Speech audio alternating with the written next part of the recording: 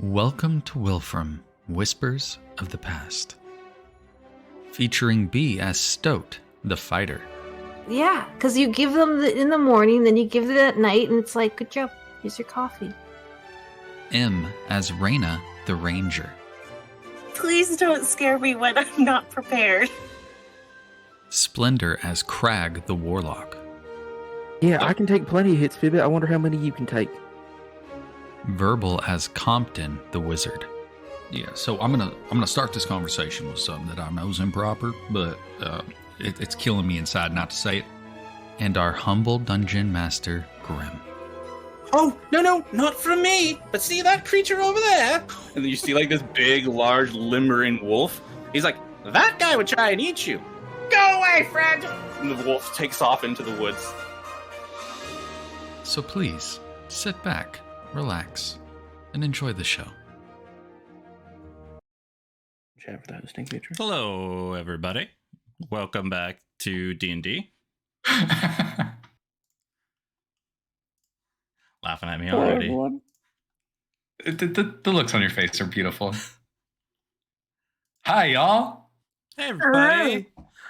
So we got full crew tonight. It's awesome. We got the wonderful, you know the intro, you see it, but I want to do it again because they're great people.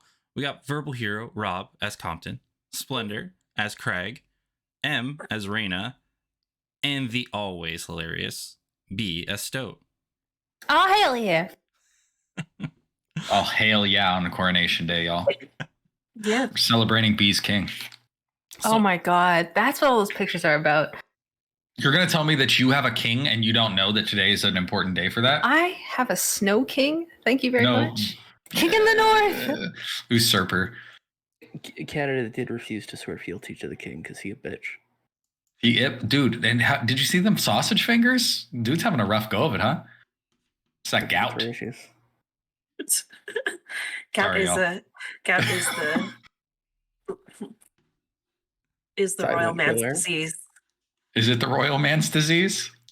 Oh boy! Is it because of all like the incest? It's the inbreeding, right? Immediately off track. We do play D&D here. You know, after we get past all the fucking giggles, you know what, Dragon Cat? I don't really want to get into that because it depends on who you ask. I have some really choice words. This is not the stream for that, I don't think. But what better place to talk about kings than in a fantasy RPG? We save politics for another night. Yeah. So hey, welcome back to D&D, where we play D&D and not talk about words that I'm gonna go beep and beep and beep beep. So hey, it's still early. We never swear here. Oh no. Those were not swear words. Those were actions that I just beeped out. Swear words. Let's just do it up. Yeah. So hey, who's doing recap? First off, Resident Dice Roller. Raina's doing recap. Recap. Resident Dice Roller. You don't get a dice roll. Absolutely. You're doing recap next week. Ah, dang it. That's what you get. Oh no, I'm not here next week. I got that staff meeting. Oh, that's right. Son of a. She wins again. Roll the D4. All right, thanks, guys. What's a win? It's a good 1. start for the day. All right, get them out while you can. Next week will be Compton. You'll do the recap. Yay! That's fine. I gotta do those max encounter dice rolls. Yep. Yeah. All right. So only 6s. M, the wonderful M. Would you mind doing the well, I'm not going to give you an option. Can you please do the recap from last week? Yes, I will. So last week, we had a nice shopping episode where we sold a bunch of stuff from the bag of holding. We ordered and bought other stuff. And Craig had a date with Elvin, the man from the Church of Existential Knowledge, and we set him up real good for a nice date. They ended up going dancing afterwards, and that was very nice. And then Raina and Compton also ended up being on a date, and then ended up in the wagon afterwards for fucking. And then, and meanwhile, Stoat went looking for birds. And we did more shopping and then ended up at the, what was the name of the place that we ended up at? We ended up at the place. Hall of Wonders? Yes, Hall of Wonders, yeah. Hall of Wonders. Hall of something. And we met up with Durant's contact, Sinwell, and that is kind of where we left off. Thank you very much. But seriously, is there no background music at all? I hear it faintly. It's perfect. I hear No, it. no, no. It's Oh, on in now. stream. Is it? You can hear it now. It's in on stream? now. Yeah. Oh, I just had to bump it up to max. Okay, good to know. Okay, so wonderful. So as we ended the last session, back in the Hall of Wonders, you all were greeted by... I don't think I actually... Sinwell Citrak, which was the contact that you were given by by your employer, Durant. Last week, I can't remember, did I show you guys what he looked like? I believe I did. Yes. Yes. Show us again. If you could. Yes. Right here. So many tieflings in your world. Yeah. There are indeed. Charles, Sinwell. There's... The seems a tiefling too, correct? Yeah. Yep. You're in a region where that seems to be a thing. So, as we ended the session... Uh-oh. As we ended the session, Sinwell came in. Hello, everyone. I am very happy to have you once again. We were informed by our common friend, Durant, that we should be expecting you. You are rather sooner than first expected, but of course that is wonderful to see that you arrive safely with no harm and with expedition.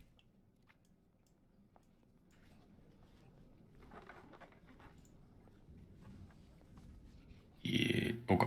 Wait, is there no more? I'm waiting because sometimes I just like start talking when other people are still talking, and then that creates problems. So like, am I supposed to say? Are we supposed to say something? Well, I think that was our point to say we're happy to be here. Hello, sir. Yeah. What Craig said. Well, if you are indeed happy to be here, that is wonderful. We are very excited to have you within our halls.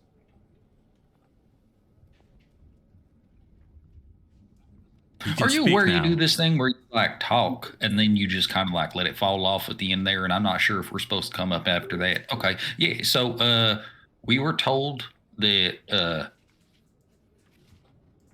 y'all would cover like room and board while we're here, while we wait for Mr. Finn, because there's stuff we gotta do, and he's gonna be a couple days out still. Well, actually like a lot of days, but you know what I mean.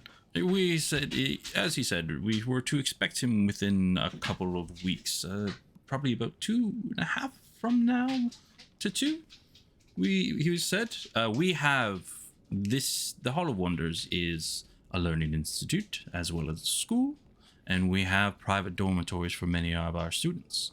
We have set up a little small wing, which usually is a common dormitory for up to around 10 students, but we have cleared it out for the time being, and that would be your living quarters if you so choose to stay here.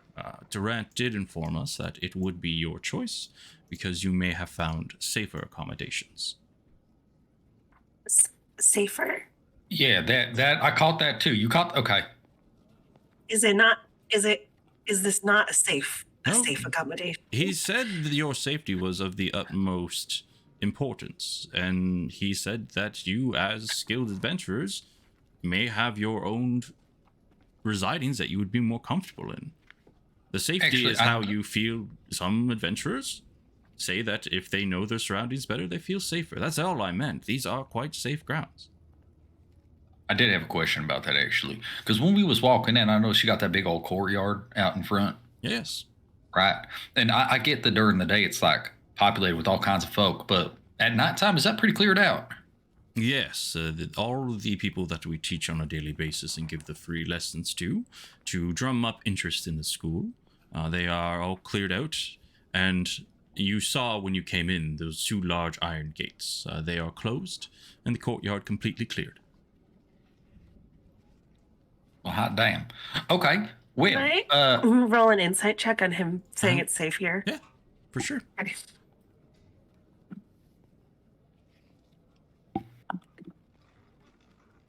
22. As he speaks, though he has that leg off where you guys don't know if he's going to say something next, as you said, he's very confident in his words. He seems to be speaking clearly. He doesn't seem to be avoiding any eye contact while talking to you. Great. That's it. But once again, the option is up to you. If you wish to stay here, we have the resources available. I will say off the bat, I do apologize. We were informed to try and hunt down some information that you were all looking for. We were not expecting you for at least another day or 2. We will right away get our colleagues to start gathering it up, as we have found a couple of the things. But it still will take probably the rest of the day for us to have it all gathered at one place for you. Oh, that's fine. We have things that we have to do. Yeah. Wonderful.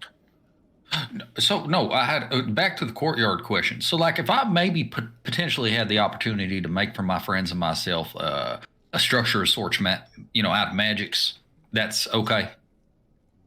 If you find a cleared enough area, I see no reason why not.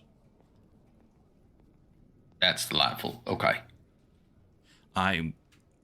I will say, though, we will have to inform the patrols inside the gate what exactly you are making, so they do not find it suspicious, and some of our maybe younger, more curious students may inquire as to what it is.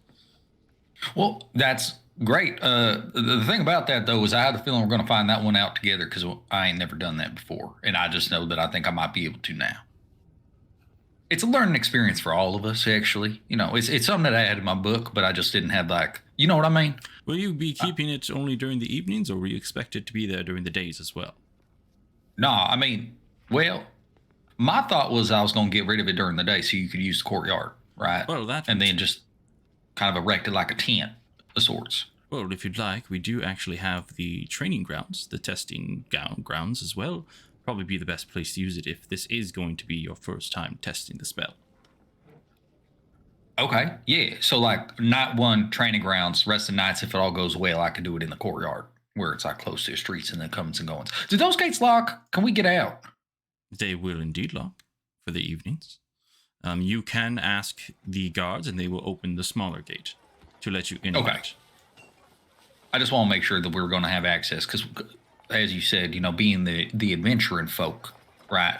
Sometimes it's just we keep odd hours. Were you going to say something else, or was there, or no?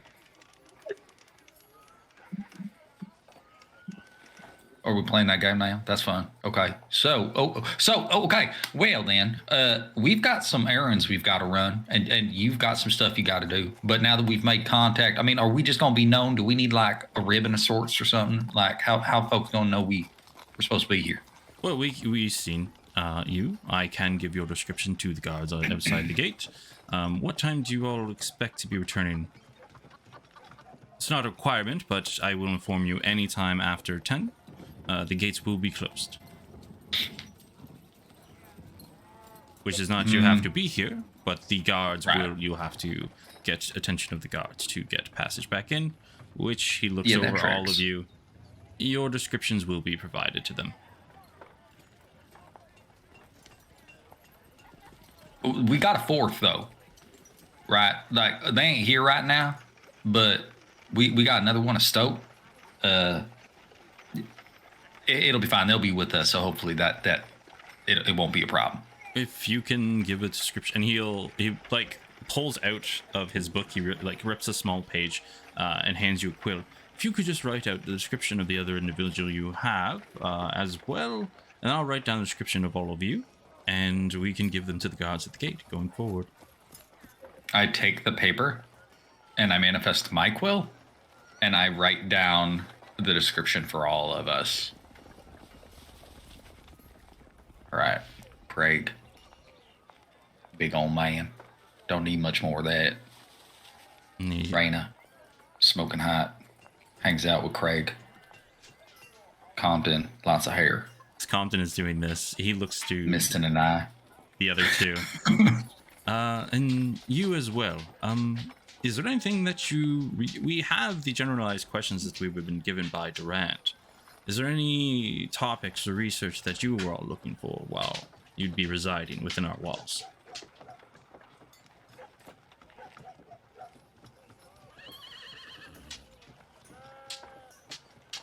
None for me. Is this a sort of like we just give you a subject and you go find it, or is there like a library where I could go perusing? This is a fully stocked library. We just have individuals who their task is to do research on a daily basis. If you wish to peruse our halls and try and find your own information, then that is up to you. We can just make it easier with some of our assistants, or if you'd like, we can assign a runner to you. Ooh, that'd be real nice. I've never been assigned someone before. Just to start off, I've recently become acquainted with a thing called the Court of Stars. If you could find anything about that, that'd be real nice. All right. Court. To help dwindle it down, would this be, how would you say, royalty within a certain continent? Within, maybe a subsect, a cult? What would be a connecting topic, just to help us dwindle that down? Craig is looking at Compton because he doesn't know.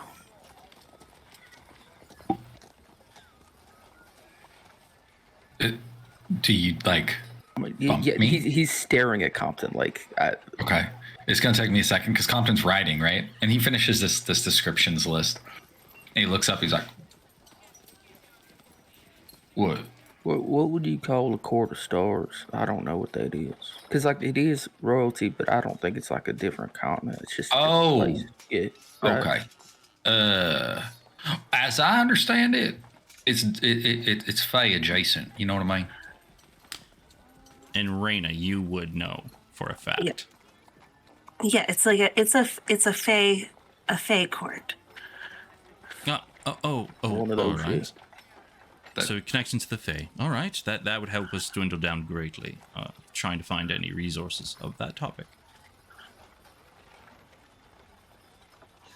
Especially just anything you can find about. I'll take any information. All information's good, but anything about the king, their outfit, especially, I'd like that, please. Oh, all right. The Fae are not a touchy subject. We have information, but it's very hard to find anything discerning that is hard to distinguish between fables and documented information. But we will do our best to give all the resources that we have. I appreciate that. I'm working from absolutely nothing, so I would even take some fables just to kind of know something. Nowhere to go but up. I like that. Very good. But your quarters will be available. We will make sure they are cleaned and ready. Like I said, you arrived a little bit early, but they will be ready towards you. And you there, you've completed the description of your other companion? Yeah, absolutely. It's got all of us on it, with our names too, because I'm sure Durant told you, but still. Hey, also in terms of research, hypothetically, just because I look around, how many people are like around us? Are we having like a kind of a private conversation with Sinwell? Or are we in the middle of some fucking folks? Right now, there's the two shop owners that you saw, and there's people kind of going in and out. As he sees you come through, though, he will guide you through the double doors. And as you do, please, I can understand the concern. What we've been informed, you may be dealing with some unique items. He didn't give us all the information, but he said that you were gathering resources for him. Yeah. No, okay, true. That's accurate. Okay, so have you been informed as to where we're going? No. I've only been informed that you will be residing with us for a while. And Durant is... He's been a great benefactor and tutor for many of us within the Hall of Wonders. And whenever he makes a request to us, we are more than grateful to answer. Very little questions are asked in that regard. I have a question as the player. Destra is the town that MJ was from? Or am I making that up? No, you're right, Destra. Okay, cool. Yeah, actually, so there is a thing that you could do for us. One of our companions who's currently availed themselves of our company for a short while, they come from way Destra. And before that, they were over there in Kaith, right? And as I know that they would be very partial to, we're looking for some maps of Kaith, not particularly new. Well, actually, yeah, the most recent map we could find would probably be best now that I think about it. Is there any way you could obtain a map of Kaith? Very easily. We actually have a fully stocked map room. That's many drawers, depending on where you are, continents, as well as provinces, everything, like in that way regard.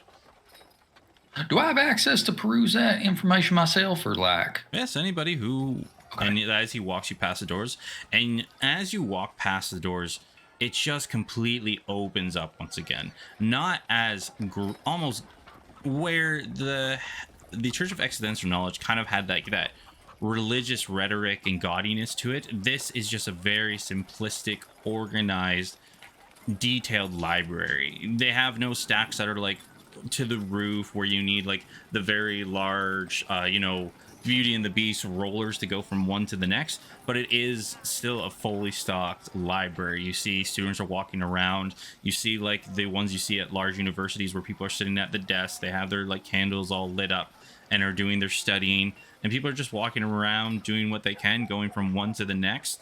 And it's a very open with the 2 stories where you're currently at. Compton's very pleased with this.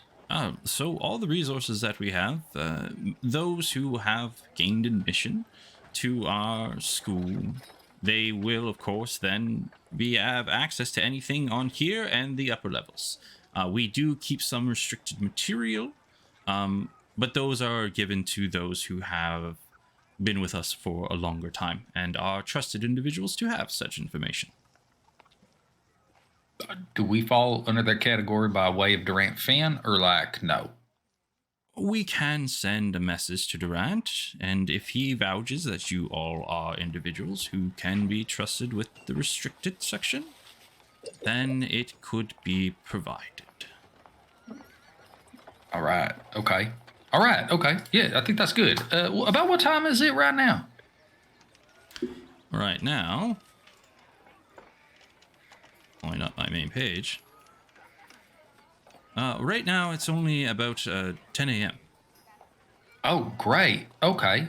Well, shit, I don't know what time we're going to be back. What time do y'all think we're going to be back? No, the time that you arrive back is not important. I was more wanting to make sure that if there was going to be an issue, that you would arrive late. You know the rules. Past 10 p.m., the gates will be locked, and you have to gain the attentions of our guards. Okay. Okay. I don't think we have a... It depends on how long our errands take. Yeah. That is fine. That's your business. We are just a home away from home, and as long as you wait for our common contact. Yeah. No, okay. That's perfect. That's great. It's good to know that we can kind of come and go as needed, not as we please, because we don't want to, overstay your hospitality or our welcome, right? That's great. Thank you. We do have some pressing business we got to take care of today. I'll come back and check out them maps when we got an opportunity, and then, Craig's got his bit. There's some other stuff I need to look into as well, just to kind of put this out there.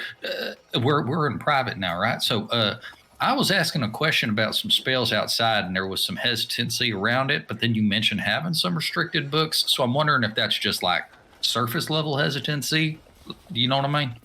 Well, there are certain spells that we do not provide to mass production and to the masses because they could be used. They could be used in uncouth manners if given mass production. Fair enough. I get it. Okay. But between you and me, we're working on a little bit of thing here that requires the recovery of what's the right word for that when you forget something on purpose? Memories. Repressed memories.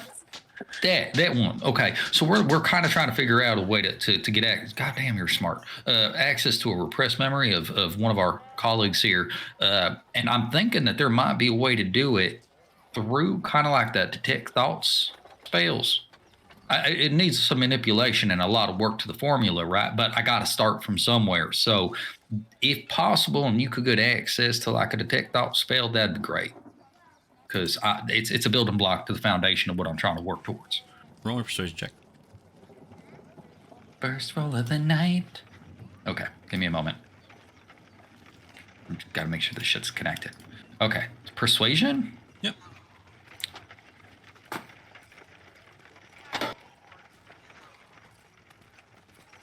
It's +8 on persuasion.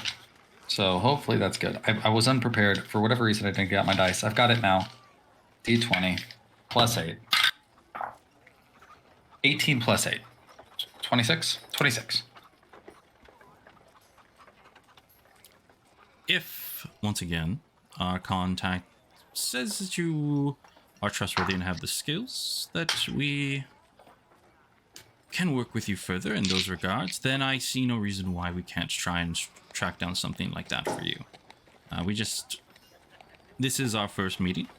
So I just need to get a little bit more, feel you out a little more before I can provide something such as that. No, honestly, that's smart. I get it. Due diligence and whatnot. So I take no offense to it. And if anything, I respect you for it. So thank you. Raina, as you guys are having this conversation with your passive perception, you do notice that there is an individual who looks like they're perusing the books just a little bit further away from you all. But they do not move. They've been taking, to anybody else, Craig may catch up on it slightly, but you definitely catch up on it. Like, he takes out the same book once or twice and still puts it back. Raina will, knowing that Craig also is perceptive, will elbow Craig and be like, do you see that guy? Whispering. Yeah. He's been like standing there, taking out the same book and putting, I think he's listening to us. Do you want me to go do something about it? No, I just think we should keep an eye on him. Okay. Well, if you could keep an eye on him for just a second, I need to go bug our new friend Sinwell about something real quick. Okay. Just like as these two are talking, Craig will kind of like just like sidestep sort of into Sinwell's field of view and raise a hand. Oh, but no need to raise your hand. It's a school, so I figured. I did have one more thing because I don't know why I was being weird about this, but it's pretty clear that you're like cool and won't be weird about this. Do you have like in your library? Do you separate or keep track of what books are in what language? We do our best on there. I can't say we have them all. Many of our books have been transcribed. If you know a certain language, we can try and find which books came in that original language for you. Yeah, it's a curiosity thing. I'm just looking for any books in and I understand that I'm stupid and I hadn't heard about this one before, but I don't know if that's like an everybody thing. But Umbral, is that one you're familiar with? Umbral, I haven't heard of it. I have heard of it before. quite a rarity, but I can take a look around and see if we have any books that may have been originally brought in with that language. I don't know if that might be a rarity, but I'll do my best. Yeah, the subject doesn't matter. I'm just, like I said, it's a curiosity thing. And if you all don't mind, as I said, Durant has asked us to take you in and help you along your path until he arrives. If you all find any spare time, and if you feel that we have been of assistance, we do have some tasks that if you all are willing, to help run the day-to-day would be much appreciated. I mean, shit, I'll do that. I don't mind. Okay, so back in Stillwater, right? I worked at the Church of Existential Knowledge, doing pretty much all that, research, scribing, all them things. But also, I got a decent hand of magic too. So I seen y'all are like educating folks out in the courtyard. That's something I'm into. That's whatever, We have a list of tasks that need to get done on a daily basis, and whatever you all feel you would wish to take upon yourselves, anything would be greatly appreciated, not required, but would be greatly appreciated. All right. Okay. Okay. So I don't mean to cut you short here. I know we've got a lot going on, but we do have a lot going on, and we got to go find our companion to let them know that we're moving over here, and there's stuff to do. So if it's okay, we're gonna get out your hair. I have much to do. So okay. Please, I was just here to give the introductions and see what you required. After that, if you need me, please ask for me, but I have many things to do, so we may not see much of each other going forward. Do you have an assistant that we should be reaching out to then? Oh, I'm sorry, Raina, go ahead. Oh, I was just going to ask before we leave, where would our quarters be, so if we come back late, we could make our way there ourselves? The guard, when they bring you in, will escort you. Okay, we great. don't know exactly where you will be staying, so you will be escorted the first time. After that, you can then go about your days just finding it easily. Wonderful, thank you. If that is all, you all have a wonderful day, and if you need anything, call, but it may take a while for me to come. Yeah, a lot of people have that problem. Okay. It was nice meeting you, Sinwell. Thank you so much for being so helpful. Hey, no problem. Enjoy your stay, and I look forward to when Durant arrives. Yeah. Goodbye. Okay. And he turns around and starts walking off. Good talk. Can I? Good talk. Grim, can I clock the description of this suspicious person? Yeah. You see, I'm also looking to see if he's still there. They're standing about 5'6".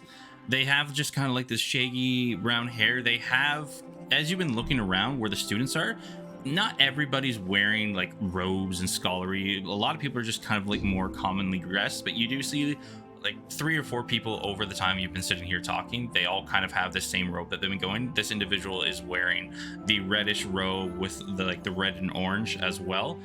He is a human. He is a human, and he's just standard, very mundane type looking individual. But he, every once in a while, as you see, he's doing like the side-eye glance looking towards you all. But before they leave, Craig is going to go right back up to Raina and just lean over. I'm going to go bother him. Okay, good, yes. Yeah, okay. I'll come with you. Oh, great, yeah, hell yeah. But should we get Compton too, or? Well, he can come if you. I mean, he'll see us leaving, Yeah. and Craig's going to clap his hands, cast Detect Magic, and approach. All right. As you all approach, we'll jump over to Stoat for a quick second. So Stoat, in the morning you woke up and you saw a group of birds outside of your windows, crows. One is kind of pecking on your windowsill, and then flutters off when you approach.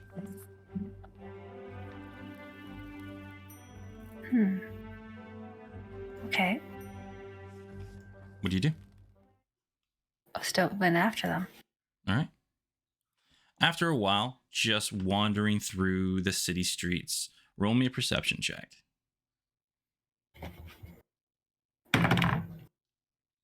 Oh, perception. 15. 15. You follow the birds wandering through the city streets.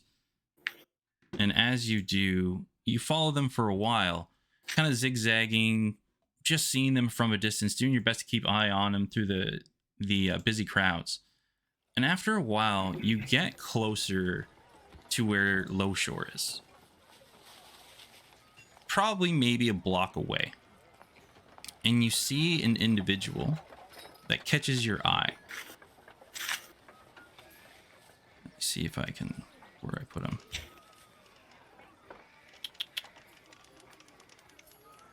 You remember him from very long ago, and you thought he was long dead. You see the visage of the small, gnomish, pecked man of Mole. No way.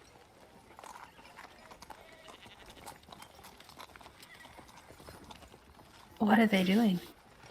You see he's just outside, seems to be grabbing up a pail bucket, washing some things. And as he's washing... He's working? He's not... He seems to be washing, but after you wash him... How long do you stay and watch him? Still would like lean up behind a house. Like he was always the best at hiding, so she would try to hide from him and see if she can watch what he's up to. He's just sitting there. He seems to be cleaning, rubbing his things. He like is very aggressively rubbing onto something, just like kind of not throwing a temper tantrum, but he is unhappy with what is going on at the moment. And I will show you right now. This is Mole right here, because you remember him.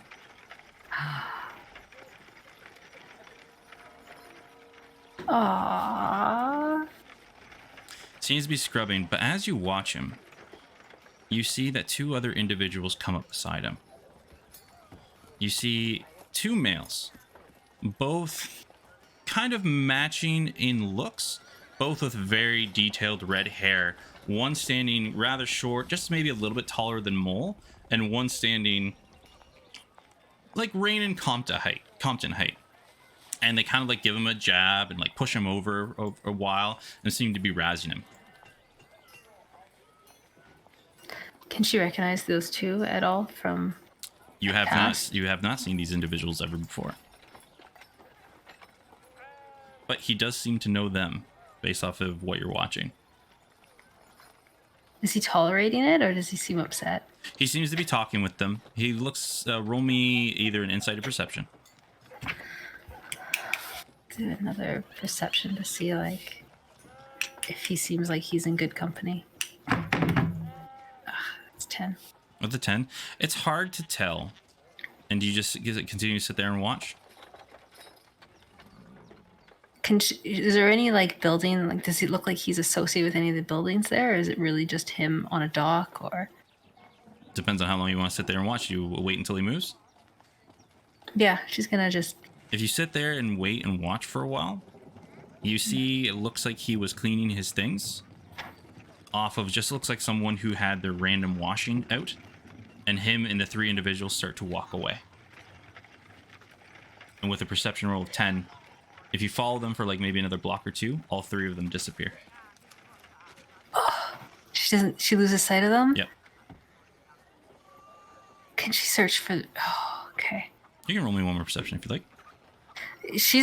Well, I wonder if this will be survival, because she's looking for his footsteps. Okay. She would probably remember what they're like. Ugh, 6. The 6. This is a city. If it was in the barren wastes or in the grassy plains, you'd have a lot more luck. But while you're looking for the footprints, you get bumped by one person, bumped by another, and it's just so hard for you to try and keep track in the city environment. There's just far too many people in this area. Okay. Well, Stilt would leave Low Shore and look for a higher vantage view to start looking down again. Yeah. You take your time. Another hour passes. 2 hours. Started early morning. You don't catch eye of contact of them. But you know the last area where you saw them. I really don't think she would leave. She would stay there, just trying to find them again. But just like trying to get on a rooftop or something at that point. Okay. And with that, you're sitting up there perched. And we'll go back to Raina and Craig.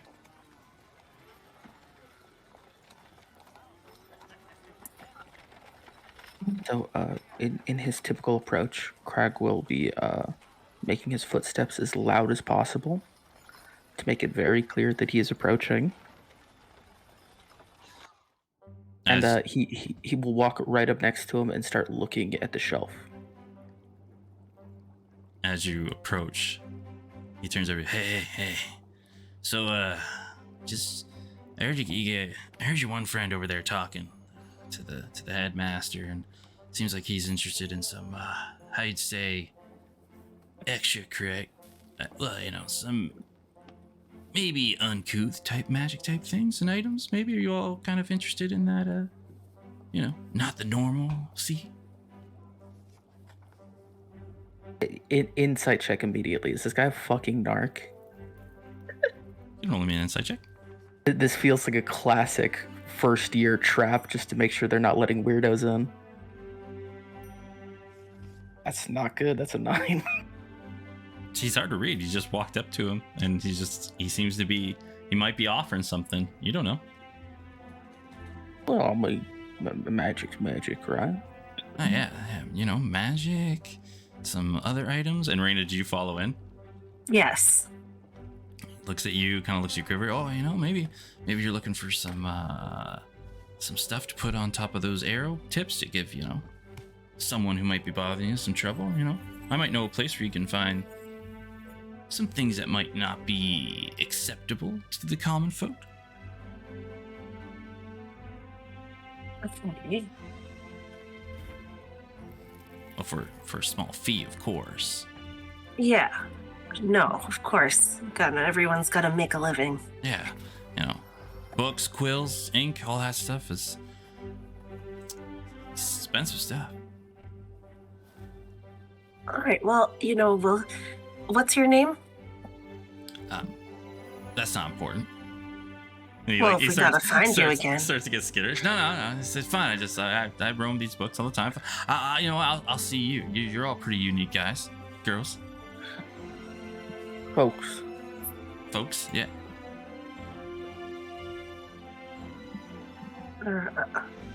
See, now you're seeming like too suspicious, and I feel that maybe we just shouldn't talk to you. No, that's fine. This is then as you guys keep asking more questions, he starts look around. All of a sudden, he's like, all right, no, that's fine. Yeah, this is fine. And he starts starts to try and wander off. No, I mean, do be in touch. We're gonna have a conversation. Listen, and he will if he's making an active attempt to leave, he will just grab him by the sleeve, just so he doesn't. Hey, what? Hey, we're all friends here. Hi, by the way, my name's Craig. Hi, hello. All right, nice to meet you, Craig. Okay, yeah, that's fine. No, I get it. I shouldn't have expected that. We're all right, folks. We're not gonna, even if we do decide to not make use of your very kind offer, it's fine. This stays between us. You have a good day. All right. And if you see any of us again, give a holler. Maybe we will have come to a conclusion. You have a good day. Can you let go of me now? I can. He doesn't. I'm just giving you shit, and he lets go of him.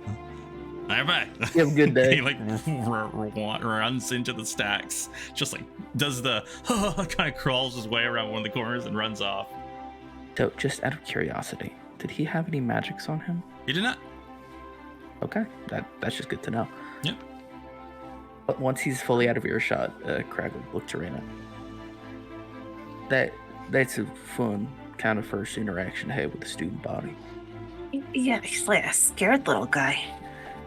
Yeah, well, if he's peddling shit he shouldn't be, I can understand why I'd be scared. Yeah, I guess so. He's worried he'll get caught or whatever. I think Compton will be interested in it though, so we should For probably sure, let him know yeah. about that. Yes.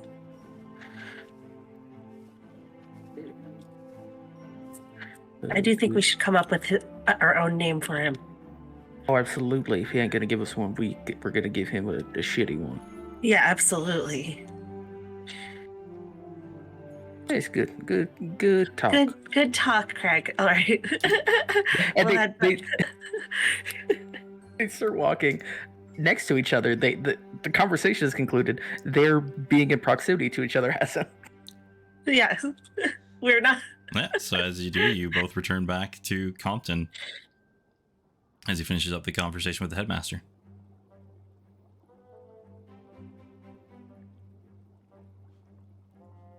So are we good to go, man? Yeah, I mean, I'm trying to get the fuck out of here. Look, okay, we've got past to come and go as we please. Well, as we need, right? Because again, we don't want to. You heard all that. But there's things to do, and the lights burning, and We gotta find Stope. that's easy. I mean, I'm just gonna shoot her a message when we know where we're going. Yeah. So we should, and I didn't want to ask him because this is kind of unrelated, but it related. We're supposed to meet up with Orsick's fella, right? Yeah, Anvin. Don't we need to do that? Yeah, we should probably that. I mean, put it on the list, right? Sooner than later, though, right? Because Orsick. Okay, hear me out about this one, right? Orsick's a friend at this point. Yes. And I kind of want to do right by my friends. That's where I'm at about it. Yeah, for sure. Okay. So We maybe give him a holler. Do we do that before everything else? Well, no, yeah. So my thought, maybe we just find out how to find him, because right now we don't even know. That's true. Right? Like, we got a name, and we know his profession, right? But outside of that, we don't know what part of town he works in. He's like a guard guy, right? Yeah. Law enforcement. You don't think he's the guy that Craig met? Oh man, wouldn't that be something? Yeah. I fucking He'd hope have not. to kill Orsick's friend. I made a bad first impression on that fella. Yeah. I don't. You know what though? I don't think so. Let's just maybe. Here's the thought. What? Yeah, I think it should be said that I feel like if we go asking about him and he is like a guard guy, we will be taken to him at that point. So I'm not saying that's a bad thing. I'm just saying maybe do it after the other stuff. We'll do it in whatever order we want to get this done in. Okay. All right. Okay. All right. Okay. Why don't you just message Stoat and ask her to meet us back at the inn? Unless, yeah. No, I think that's a good idea, because then that's on the way to where we're supposed to be going, right? And I do need to stop by there and put my armor on. Yes. If we're going to be getting in trouble, we should probably also not be wearing fancy clothes. Oh, I should change. Okay. That's fair. I'll put on my travel clothes. I got that poncho. That's so nice. I really wish I had my hat. At least I got the... Wait, did I get one of them eye patches? Did I get one of the eye patches? Was available, right? I picked one up. Mm-hmm. No? Okay. Yeah, I think you picked one up. You guys walked over and you got one in the morning. That was it. Just the plain one. And if I recall correctly, everything else will be ready tomorrow. Right? Yes. Mm-hmm. Yeah. You guys went over to the leather workers, accosted the jewel maker, and then came over here. Yeah. Yeah. I know what I did. Just accosted is correct. I stand by my actions. All right. Okay. All right. So how about this? Let's go back to the inn, right? I need to do a thing while we're there. So if it's possible, I'd like to go back there. We could change up. I could do a thing real quick. Well, I could message Stoke and then do a thing in the time it take her to get there, and then we can, skedaddle after they don't come back. Yeah. Oh, also, this is real important. Actually, is there anybody? Can I just quickly look around the library? Is there anybody around that works here? There is people who, once again, you kind of clock people every once in a while who have the same matching robes wandering all around the library, for sure. the next opportunity that somebody's within, like, not yelling distance, but like, hey, excuse me, you know what I mean? Yep. Yeah. Hey, real quick, y'all got a local paper? No, this we have the communal letter that is usually put out on the notice board for everybody to see of general classes that are upcoming, exams, things like that. That's on me. I'm sorry. When I said y'all, I didn't mean you specifically. I meant like the entire town of Shaw Garden. But is there a newspaper for most news that is provided is done by the town criers. But there are many notice boards that people put up for their advertisements and people who are putting out what the upcomings that they are expecting to be doing. Okay. But do you know of anybody who public. makes? I'm sorry, I didn't. Oh, I apologize. I started talking over you. There's no public. I've already answered my question, so it's okay. Thank you so much. It sounds like to get news out to folks, I got to put it up on the board. I appreciate that. Thank you. Other way is if you make flyers and hand them out.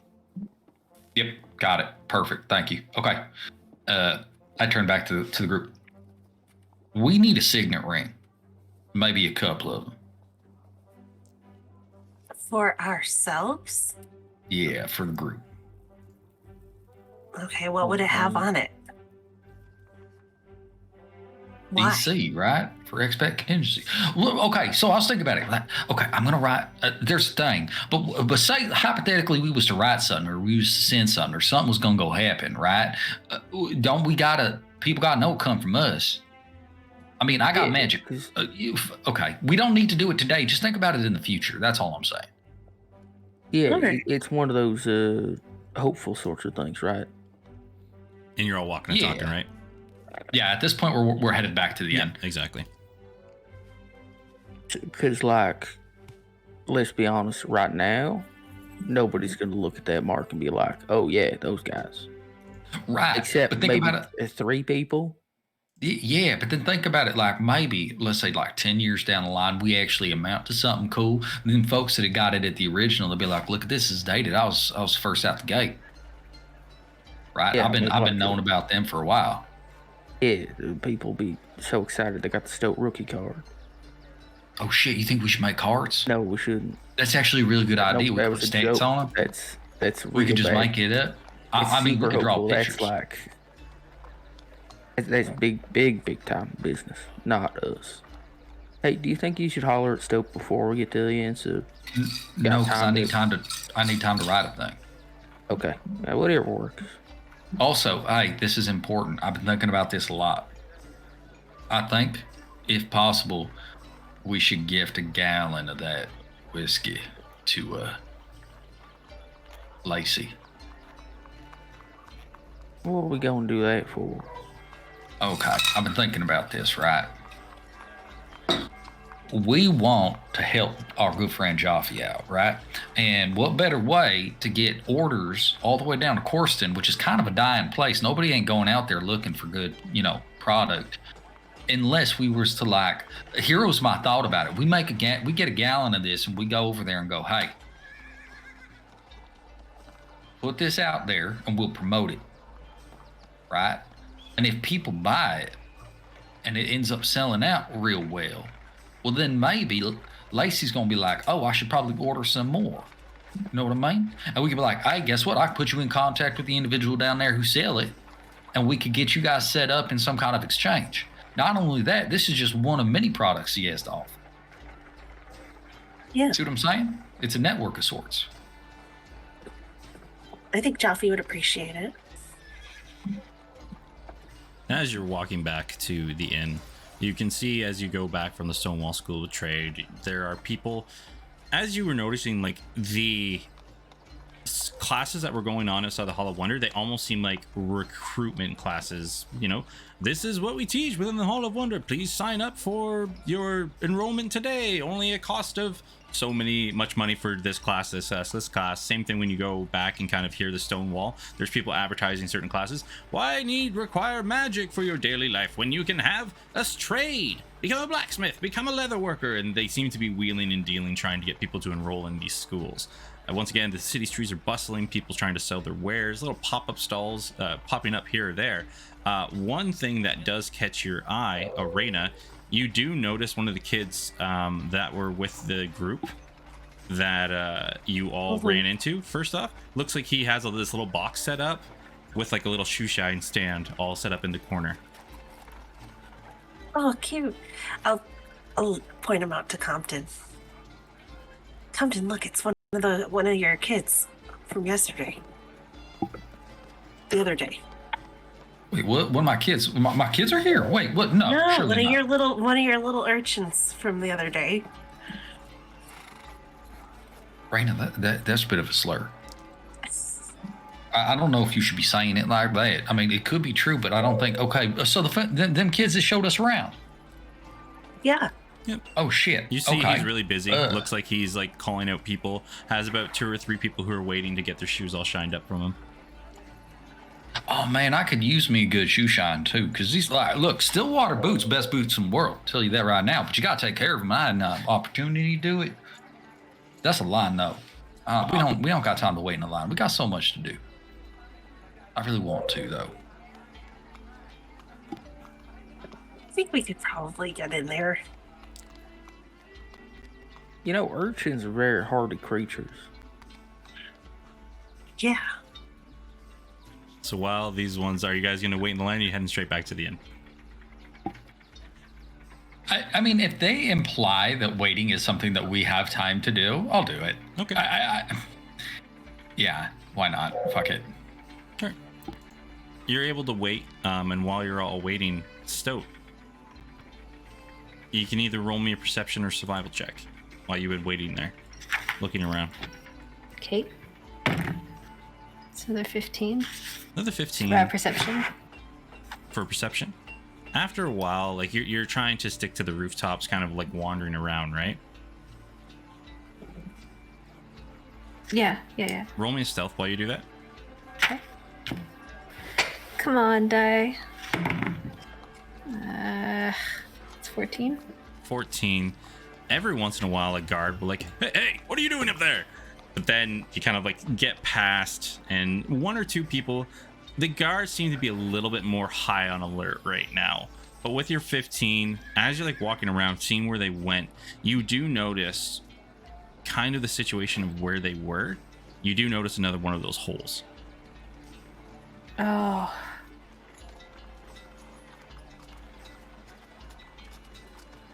And as you notice that, you see another guard like looking around, looking at the rooftops, trying to find where you were.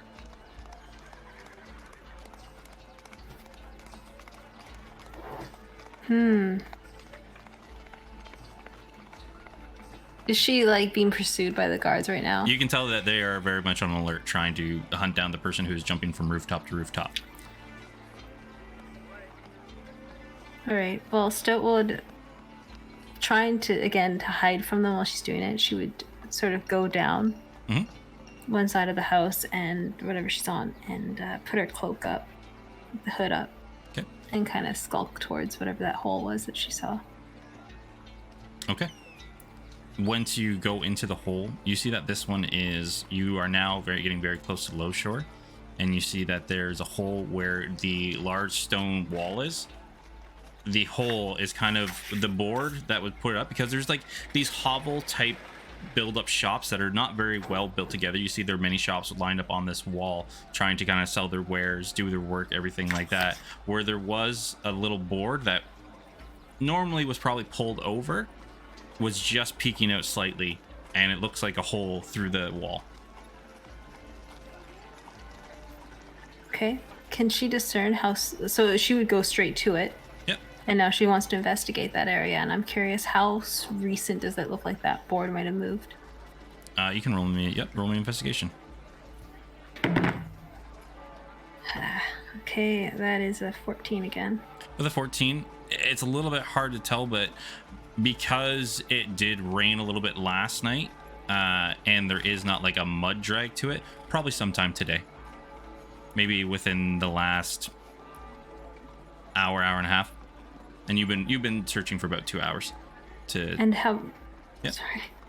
How about the tracks below? Does she see any footprints? You see once again same footprints that match the one across from your inn, and there are 2 other footprint sets. She goes through. Okay. As you go through, you'll pop up on the other side of the wall to the region that you were with once before with Reyna. You're back in Lowshore.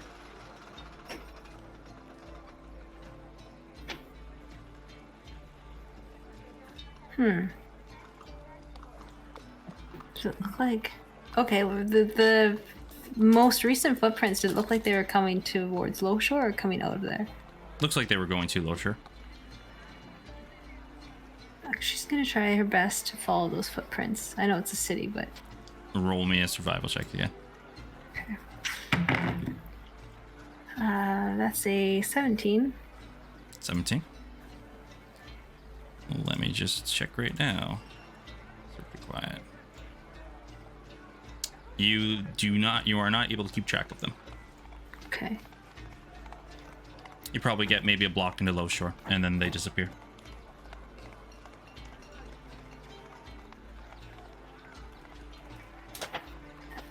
Again, Stoat's pretty fixated. She wants to find Mole. And so she's going to be searching. All right, no problem.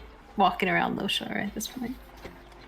With that, we'll go back to the rest of the group as you wander around Lowshore.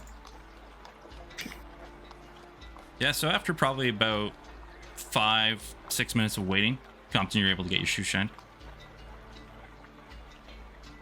Can I talk to the young man? Okay. Hey, you remember me? Sorry, I can't say I do. Boy, I gave you like a shit ton of money yesterday. Don't remember. I remember people gave us a lot of money. If that was you, great, awesome, thanks. Yeah, it really helped out. You forgot it was okay. That's fine. Yeah, I'm glad. Hey, I got a question for you. You know the guards around here pretty well. Well, I wouldn't say I know them well, but I know of them. Here's a better question for you. Okay. You know the good ones from the bad ones, right? Like the ones that are actually decent folk versus the ones that are complete shitbricks. Yeah, we remember them, the shipwrecks, as you said. Yeah, okay. The name Anvin ring a bell for you? Yeah, I've heard that one once or twice. Shipwreck or nah? No, he's not bad.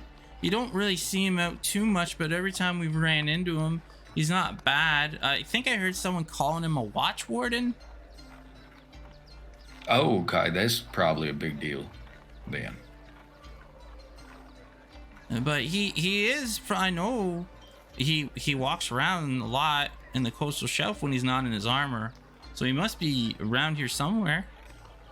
Okay, yeah. No, I just, like I said, for me, it was more just about finding out if this individual was like a good person or like somebody to be wary of. So I think you're leading me in the right direction, and I appreciate that. He's not also, one of the ones we avoid. Hey, that's good, right? Yeah. Hey, but remember, cops aren't your friends. Right? No, they want you to say things to entrap you. Yeah. No, don't. They're not your friends. You know, just keep that in mind. You did a hell of a job on my shoes. I appreciate it. Got to keep these things in check. I hate to see you working. I give him like 3 gold pieces. He looks at it, just like sticks it in any like loose fitting thing ever. Yeah. If I see you back here shining shoes again today, I'm gonna hit you. No, this is good work. This is the best work I've had in a long time. Yeah, but now I give you 3 gold pieces, so you can go do whatever you want. All right, I'm for real the day. Have a day off. All right, I'm real sneaky. Bye. And he just picks up his box and walks off. You're gonna get them attached to you. That's fine. It's like feeding bears in a national park. Daddy They're Compton. gonna be relying on you, and then you're gonna leave. Roll me a perception Daddy check. Compton. But me? Yeah. Okay. Perceptione. 16. 16. Okay. You guys walking your way back to the inn once again. Both Reyna and Compton. You will see that he has his box set up again about 2 or 3 blocks away. Probably about a good 100 feet away from you or so. This fucking kid. That's fine. I ain't gonna actually hit him. I mean, I could, though. He wants to. I mean, no, there's limitations. You don't just let folks do whatever they want, but that ain't hurting nobody. So Yeah, exactly. Yeah. Hey, you did hear what he said, though, right? Watch warden? Yes. Okay. Good information, if I was to say. Yep, but you find yourself all back at the inn. Once we get into the inn, so we've crossed the threshold, we're here, and I know that I'm going to have a bit of time for Stoat to have to, like, get wherever the fuck she is to here. I'm going to take a moment, and I'm going to fucking spend a spell slot, and Compton will just kind of step aside, tuck the copper wire down into his cheek, and his book will pop up and flutter to the correct page, and he will cast sending. And so he starts like doing the hand motions, and he sends a message to Stoat, which effectively says along the lines of, "Hey kid, hope you had a hell of a morning. We got work to do. New lodging. Come meet us back at the inn." And then go off into the ether to Stoat. Question. Yeah. Does that come through exactly the way a message would come through? Yes. Mm-hmm. She wouldn't be able to tell a difference? Not really, no. All right, so she would try to message back. I think I saw someone down here at Loshar. I'll be there when I can, and I don't really know where to go. And that's what you would get back, Compton. Oh, you can send back on those ones as well. Sending? You just tried to talk get back one to him. response. You're not casting the spell. You're just responding to it. Yeah. Oh. You get one response. Yeah. Okay. Shit. Okay. Well then. Fuck. Okay, so I told her what we was doing, and she says that she's tracking something down by herself down on Low Shore. But she didn't say she was finna come back. Well, why don't we go get dressed, go down there, and we gotta go check out that inn anyway.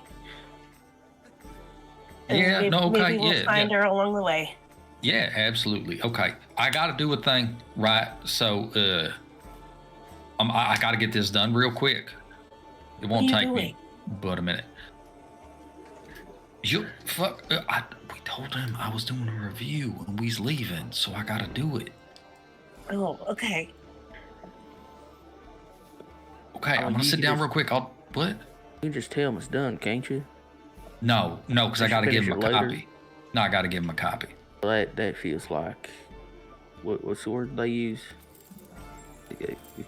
Collusion in journalism. Nah, because I ain't changing a word in it. Yeah, but it's a bad look for your journalistic integrity. The fun fact, I ain't no journalist, but that's fine. You ain't gonna be ethics like that. Okay, that's fine. Upstairs. Compton's gonna grab the nearest table, sit down, and pull out. He's gonna pull out multiple pieces of parchment because I have to make more than one copy of this. I still use my quill, and I'm gonna sit down and begin writing out at least 2 copies of this review. Easy enough.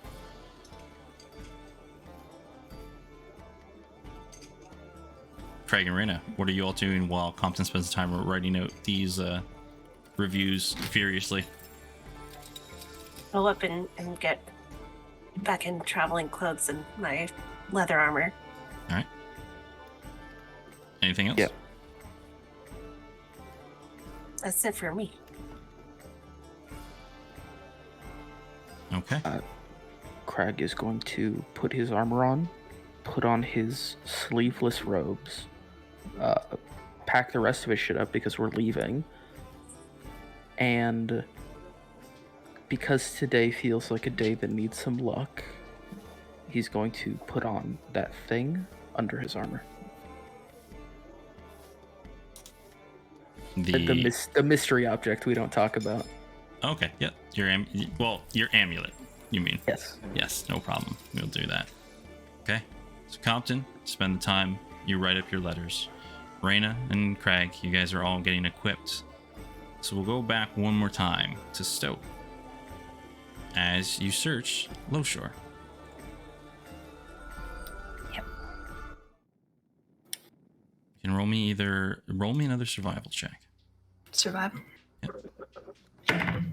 That's a 6. Sorry, 8. An 8. How long are you spending on this?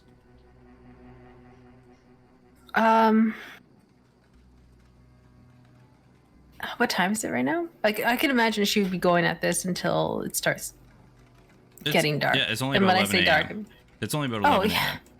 No, she can spend the whole afternoon. Then here. do me. So roll me with advantage on there. You can add +5 because you're just going about it, and then roll me a stealth check. Okay, so I'm rolling for survival and then a stealth. Yeah. All right, so that is a survival is 14, 18 on survival, and then the stealth check is 16. All right. You're weaving in and out. Low Shore, you hear the people looking around. Many people here are definitely not as rotund as those up in the coastal shelf. Many people look sickly, laying on the side. Others, maybe some shady individuals who at first may be eyeing you up and starting to follow you, but you're stealth and nimble. You're able to wander through with no problem. You see other people just going about their day and day, small kids just playing the best they can. The building's not very well maintained. But, everybody here is just trying to do the best they can. And after a while, you pick up those 3 similar footsteps. You catch it because it's very odd to see these distinct footprints all traveling together at once. And they seem to be following all in the same direction.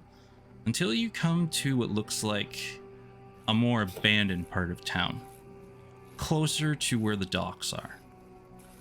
The water has started to rise. There are spots where the buildings are starting to get a little submerged. And many of the buildings in the area, if people are living here, it's not probably homeowners, it's maybe squatters. People every once in a while look out their windows, but keep to themselves. And you find that the 3 footsteps go to one of these buildings, almost leaning to the side, as the water damage has started to make it sink back into the ground.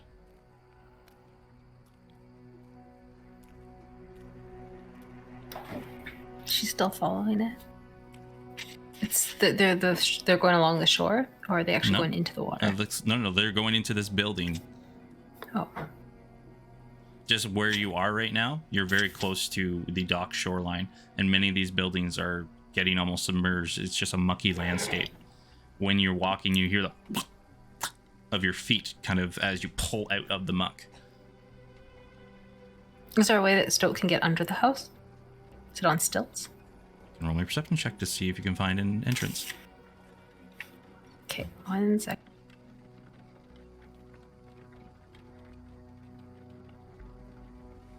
Sorry, okay, perception check? Yep. Okay, that's a set 18. Then 18, you kind of go around being real quiet, looking around the house, and you see what was probably at one point a very large window, but now since it's sunken in, you see it's just kind of almost half cracked open, where normal people probably couldn't get through here, but you, in your size, you could probably try and squeeze yourself through. She's gonna for sure try and take whatever activity she can. Okay. So you go through the crack and you come down to this room. The floors are starting to mold. The walls have just water damage, or just it almost looks like it's rained inside of this building as the walls are just dripping, and just that smell of just moistness and just rotting is just filling this place. Roll me another stealth check. Oh, that could have been so good. Stealth is 8. It was close to 22. Got an 8? I got an 8. All right. It's passive. Checking 6. Okay.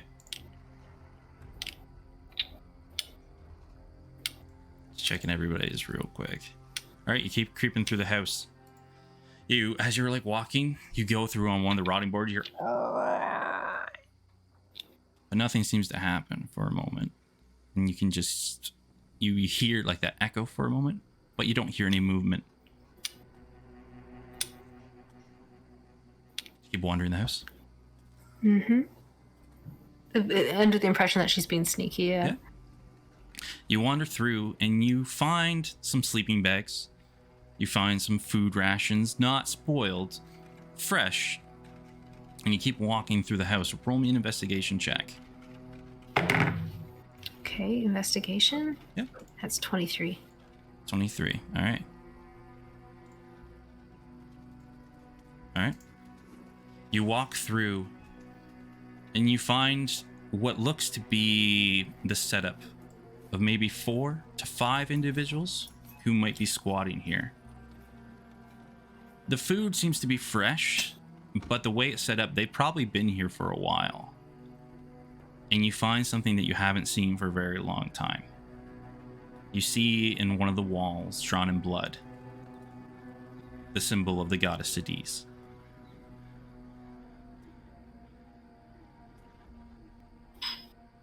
Oh, Stout's blood just goes cold. And Does it look fresh? Sorry, does it look fresh? Definitely with your investigation check. Probably no more than 2 weeks. She grabs her rapier and from like her rapier is just hanging in sort of a loose belt loop. Yeah. She just grabs that out and she goes and she pulls a dagger from her boot. And while the top floor seems to be quiet, as far as you can tell, you do notice that there is a stairwell made of stone which starts to head downwards. As you've kind of searched the rest of the house and you haven't really noticed much at all.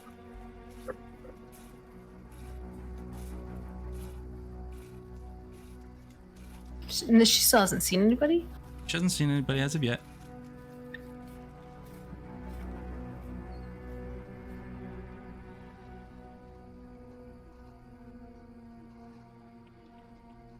She's thinking back to when she saw Mole and what he was up to. What was he washing? You didn't roll that great on perception check, you couldn't tell.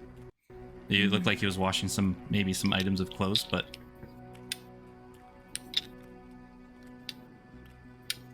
she didn't know the two that he was with, right? Nope. I don't think she's gonna try to continue to like explore the house necessarily. She's just gonna try and backtrack out and just watch from the outside. Roll me one more perception check. It's a 14.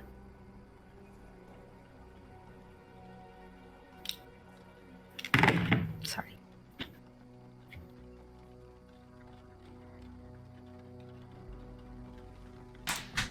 As you wander through the house, nothing seems to be catching your eye. You go back through the window, but at one point you think you hear a scurrying of rats, but nothing seems to be catching your eye. Seem to be getting away scot-free.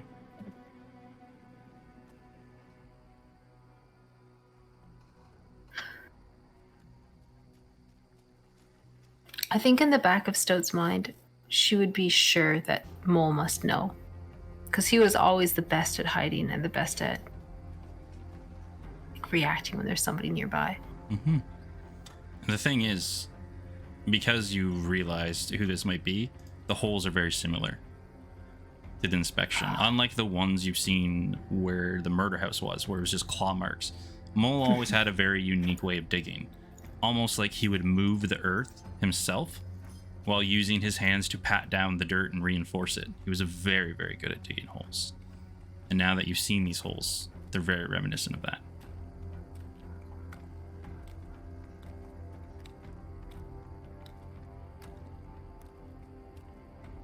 Oh, man. And with that... Wait, hold up. There's one more thing. What's up? Stout. So she's going through one of his holes right now? No, you're going back out through the window hole, right? You said? That's his window. Yeah. Okay. To go through Never one of mind. his holes again, you'd have to go back through Low Shore. Like back from Low Shore up to the coastal shelf. I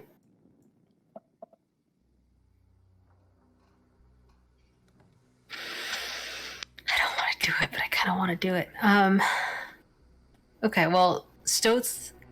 She doesn't want to be in this area. Fuck that house. That house has got bad juju all over it. So Stoat is actually going to start listening to what Compton had said. Like, we got to get going. And I don't know what time of day it is now, but she's going to head out and she's going to use that tunnel to get out of Low Shore. Okay. And when she's going through that tunnel, that seems very reminiscent of what Mole would have dug. She's going to reach behind her neck to grab out her dagger that has her mark on it.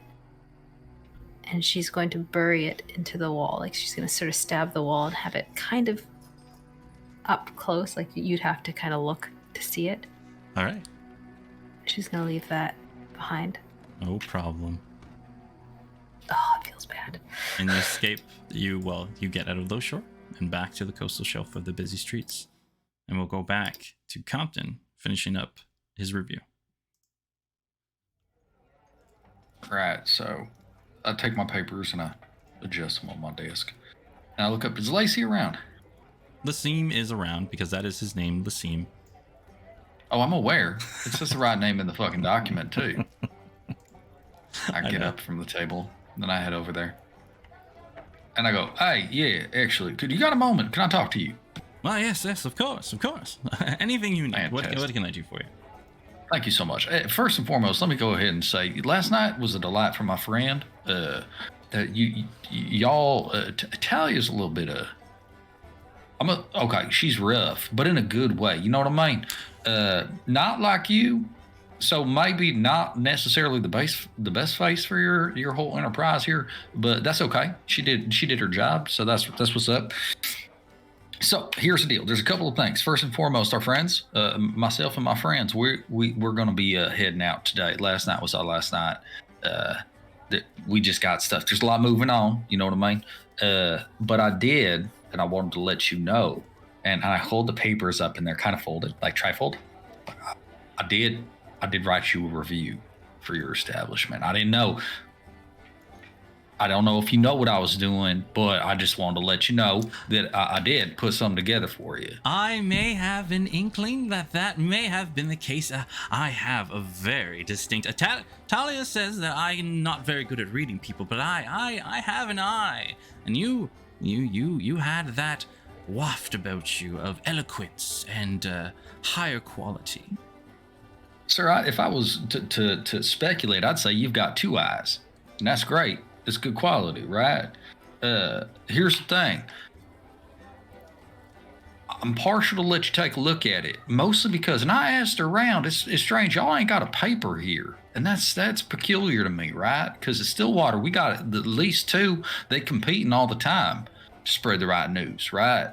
And you ain't got one, so I'm going to have to write up a bunch of these, because I got to put them up on all the boards, and I want to make sure that this gets out and about, right? I'm also going to take these reviews elsewhere.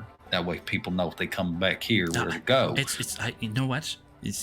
Keep it a surprise. I look forward to seeing what the customers say from reading it. Okay, I mean that sounds good. That's one less for me to write. Okay, cool. And Compton will just kind of like tuck it into his pocket. Now here's the deal. I gotta go change. I gotta get ready. We've got a lot going on for the day. With that in mind, we do have to settle up. So if you could potentially figure out what it is, in fact, that myself and my friends owe you, and then also, I guess, I didn't even think about this. I didn't check. Is it possible for us to stable the horses here without having room and board? You know what I mean? No. Yes, no, of course. You'll have to take that up with the stable warden, but I will just inform him that you're just staying there, and you'll have to set up your bill with him going forward onto here. But you know what? I don't think that. And as he says that, you see Talia like walks up and just kind of inserts herself in the conversation. I've been calculating everything, the meals and the rooms and everything like that. You're going to be running yourself with two night stay, 4 meals, courses, everything like that. You're going to be running yourself about 7 gold pieces and 2 silver. I look at her And then I just kind of like look at him. And then I look back at her. I'm going to pointedly turn my attention away from the man to his manager. I'm like, oh, okay, I guess I've been having the conversation with the wrong person this whole time. I got to update my letter. No. I run the establishment, but I, like you said, a better face, and I am the face. Talia, no, they've been, no. That'll be 7 gold and 2 silver pieces. Thank you. She just stares you down. What does he do? He's like, is he like John? He's like looking between the both of you and just like anxious. Okay. I'll roll insight. It's not gonna go well. That's fine. Let's see. It could be better. 12. With a 12 of insight, like the only thing you're kind of getting is that he keeps wanting to say something. Like he keeps doing that, like speak up, but Talia like gives him the glare every time he tries to like make a motion that he's gonna speak. Compton will stare at her for a moment and just like hold it. And then he's gonna crack just a grin, right? Like a toothy, a nice toothy grin. Like, hot damn, you know what? I like you. And I'm gonna put my hand out to shake her hand. All right. You know, and if she takes it, I'll give her a nice, hand on the back, handshake, like a nice hearty one. Like, you really do need to listen to her more. I'm reaching to the back pocket, look where the bag is. You do need somebody looking after your establishment, right? Like, it's good to put on a good face, but you need somebody worried about your finances. And I'm gonna flush out 8 gold and then just hand her the 8 gold. Hey, yeah, so thank you for everything that y'all did, right? The other thing I do want to bring up, and this is a later date, we might have some potential business opportunities to have with you. I don't have the time to discuss them now, but we will be back before we head out of town. So I just want to kind of like let y'all know. Talia takes the gold, looks at you, gives you a nod. Thank you for staying at the Unlucky Line, and I look forward to seeing you and your companions again. Especially you. And she wanders off. And all of a sudden you see, as you're like maybe paying attention to her listening, he's like, yes, of course, business opportunities around. I would look forward to that. Maybe we could do another like expose of the goings on of the city in Shaw Garden, kind of plug in the Unlucky Line into it. Just work it out all together.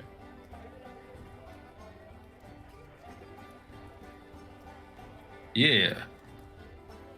Yeah, maybe. Yeah, that sound. Sure. Yeah, I'm gonna go change. That's great. It's been great, Lacey. And I just like clap him on the back. I gotta go. I'll be back. And I head upstairs. Listen. He says very quietly as you're like walking away. Craig and Raina, have you two been up to anything? Not just changing, grabbing, and like packing up stuff. Okay. Depending on how long all of that took, Craig has been downstairs and just watching it, fascinated. Okay. You'd probably by the time of finishing up the second letter, you would have seen this interaction. Yeah, he's just like off to the side, not drawing attention to himself, just so curious as to what the fuck all that was about.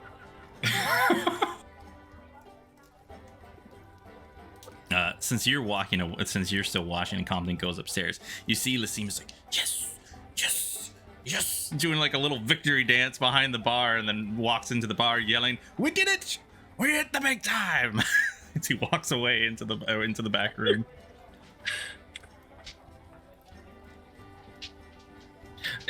So Craig is down there? Yep. Yeah. Okay.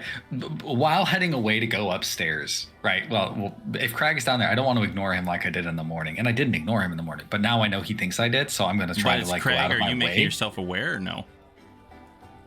He's off to the side, like he's not. He's okay. Also wearing his sleeveless robes, so it's not hard to see him.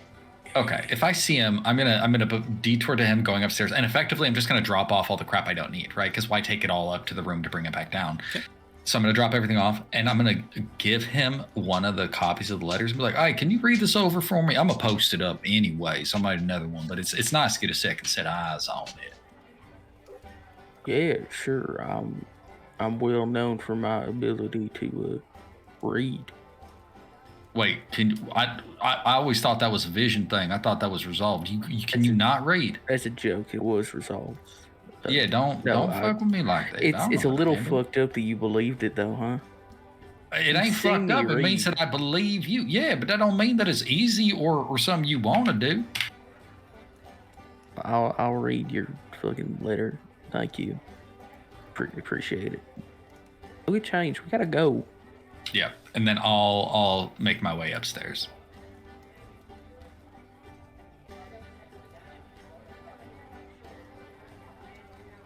Easy enough. Right now, you'd probably be well finished up changing into your armor by the time Compton would arrive in. Mm-hmm. Are you done all your writing? Yeah, no, I finished and everything. I settled up the tab. That's all done. You know, that Talia is real friendly in a weird way. I told this. Yeah. Compton is going to just start changing, right? Like while this conversation's happening, he's just going to start changing. Yeah, no, I get. Yeah. Okay. So, anyways, I did that. I gave Craig the letter I wrote so that he could read it over and whatnot. But we do got to write a couple more of them and post them up around town. I really do think, and he's like, taking his pants off and pulling on another pair of pants. I really do think that maybe we should do the whiskey thing because it would be super good for Joffrey. That's all I'm saying. Yeah. No, I think that would be great.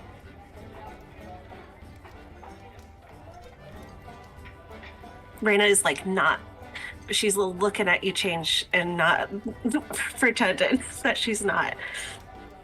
I'm aware. I'm for it. This is where we're at now. This is who we are.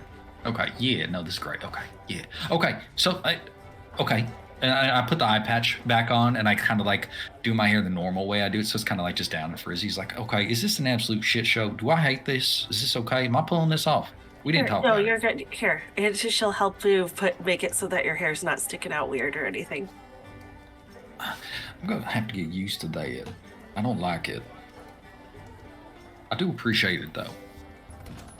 You'll get used to it. I bet you'll be, a week from now, you won't even think about it. Yeah, okay, you know what, though? The fucked up thing is like, I don't even think about not having the eye. It's just the eye patch. Mm-hmm. Right? Like, because there ain't no pain about it. Well, that's good. Yeah, I guess. Hey, so big day, right? Okay, we're gonna head downstairs and grab Craig, maybe run into Stoat along the way, hopefully. Goddamn. Look for that amulet of yours, yeah? Yeah, I mean, I hope we can turn something up. I don't know how smoothly it's gonna go. I mean, it's us, so like, probably not, but that's okay. We managed to make it work. Look, chunky peanut butter's better anyways, right? So like, what's smooth ever do for anybody? Exactly. Right. Did we get everything? Oh, just check the drawers and underneath the bed, because don't forget, you leave it here, probably ain't getting it back. Yes, okay. I'm pretty sure I got everything. I don't think Stoat left anything here, so. Yeah. Okay. All right, well, ladies first after you. You want to go down? Yeah. We'll head back downstairs. Just hold the door open for her. Mm-hmm. And then Compton is definitely that dad who, once everybody's out of the room, quickly does that, like looks under the bed and everything, just to make sure that everything's actually been looked through. Okay, yeah, it's empty. We're good. Sorry. Easy enough. So yeah, you all head back downstairs. And Craig, you just been sitting there waiting for them to arrive back? Craig is actively reading the review. Okay. Because that's what Splendor's doing. Yeah. Yeah, I read that, and that is what is going down. I mean, you could always just read the review. You could always just share this. No. Couldn't. We're gonna put this somewhere. We'll put it on a bulletin board and we'll read it then. So, do Compton and Raina come down to Craig, or do they just start leaving? Assuming we come down. We come down to you.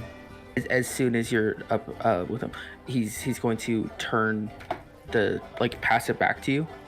Oh, okay. So you see right there on the last one, you capitalized the T on the unlucky line. You didn't do that anywhere else. You got to go back and fix that. Yeah, or just fix the single one. And Compton quickly does it with this quill. The place is called the unlucky line. It's like a title sort of thing. And Mama taught me that you're supposed to capitalize every part of the title. Yeah, I'm not going to, though. Because that's more work than just fixing the one T on this one. This one's going to be special. I'll do it on the other ones. Yeah, this is the what do they call that? Proof? No, this one's getting posted too. No, you don't post this one because it's bad and wrong. You post the good ones that are actually good. I mean, anything worth doing is worth doing right. Or just get it done. He'll give him a big old pat on the shoulder. Are we good to go now? Yeah. Did you check your room? Can I read that? Oh yeah, sure. He will take it from Compton and pass it to him. Fuck. Okay. Yeah. No, I mean I didn't have much. He just pats his bag, which is like he's holding it in addition to the bag of holding, which he still has. Yeah. We are going to go find Stoat, right? Because I won't keep carrying this fucking thing. Yeah, no, I mean, that was the thought. Let's Look, go I'm hoping where we're going is where Stoat is anyway, so ideally we're going to run into her. Like, that's good. Any more business? Anybody need to go to the bathroom? No, I did settle up. I think you heard that bit. We can still keep the horses stabled here, but we should at some point find out if we can take them over to the Hall of Wonders. But we can deal with that later. Let's go. Adventure, in and out, 20 minutes. It ain't gonna be that. Are they treating the horses well here? I forgot to ask that. Y'all were in the wagon, so you should know. I was in the wagon. The horses is fine. Well, I got the sense it don't matter. But they're treating them well?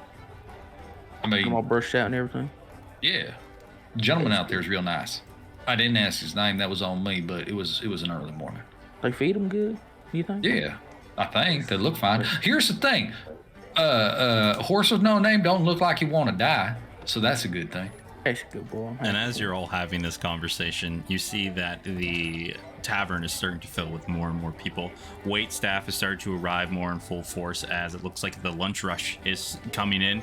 Tables are being filled up quite quickly. If you guys are sitting down, you see people like getting real close to you. It's getting very packed inside of here. As more people come in, Craig is actively trying to usher everybody out because fuck this. We're leaving.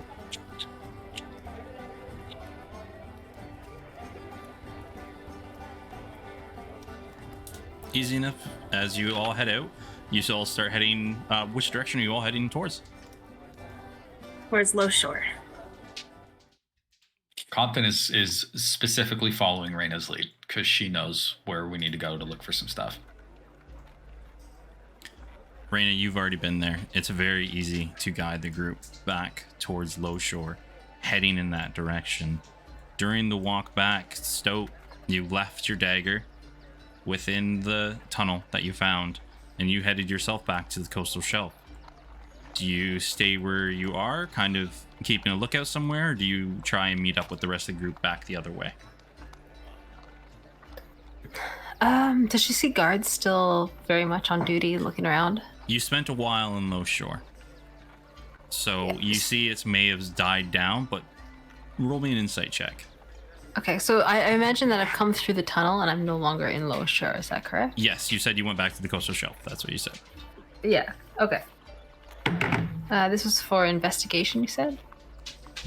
Sure, we'll use investigation. Oh, was it perception or investigation? It was insight. Insight, okay. You're Insight trying to read is the guards situation. Yeah, 19. 19, yeah. You can tell, though, the manhunt has died down. They're talking more now. You see that the routines are starting to become less and less. They are still on alert, but they are not actively looking for anyone at the moment. They're just being more aware of the surroundings. Okay. She's gonna get back on a roof and just keep a lookout. Roll me now check. At this point, sure, and she's looking for Compton and she's looking for Compton, but she's also trying to look out for moles while coming into that tunnel. Okay. So her stealth was a 7. As you are climbing back up one of the walls, You hear, "Hey, you there! Stop right now!" And you see 2 or 3 guards are running towards you. She's going to try to duck away from them and run and hide away. She's gonna bolt. Okay. What we are going to do is this going to be a contest of rolls. Are you running full speed? Yes, Stoat is scared of authority. All right. So what I need you to do is, first off, you're going full blown. You're running as fast as you can. I need you to roll me an acrobatics check as you are going over the walls. Let me just... It's a 16. 16. Okay. And roll me a stealth. So the guards... Okay, that's a 22 for stealth.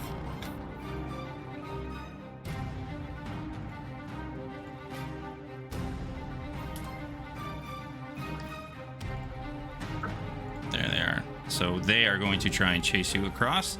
So their decks.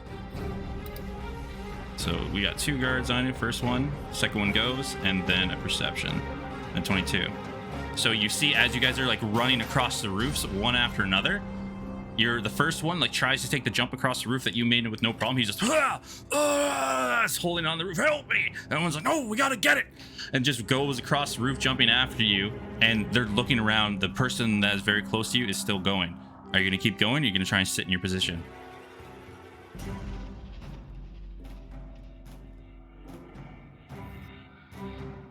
She's gonna try and sit in the position for right now. I'm assuming she felt like she had a pretty good hiding spot. Well, right now you're kind of like ducked in, where like maybe on a balcony on the side of a building, just trying to keep quiet. Roll me another stealth check. Okay, that's a 17. With a 4, you see the one guard runs past, like looking around, jumps to another rooftop, keeps on going. The other one's gonna catch up. With a 13, kind of like looking around for you. You can tell right now the guards that are looking for you, the ones who are actively chasing after you, don't seem to notice you. But as you look around the floor below you, in the highest spot that you're at, you see more and more guards are starting to swarm the streets. Is the door beside... she's on a balcony. Can she get inside a building? Roll me a sleight of hand. Let's try and break into the house.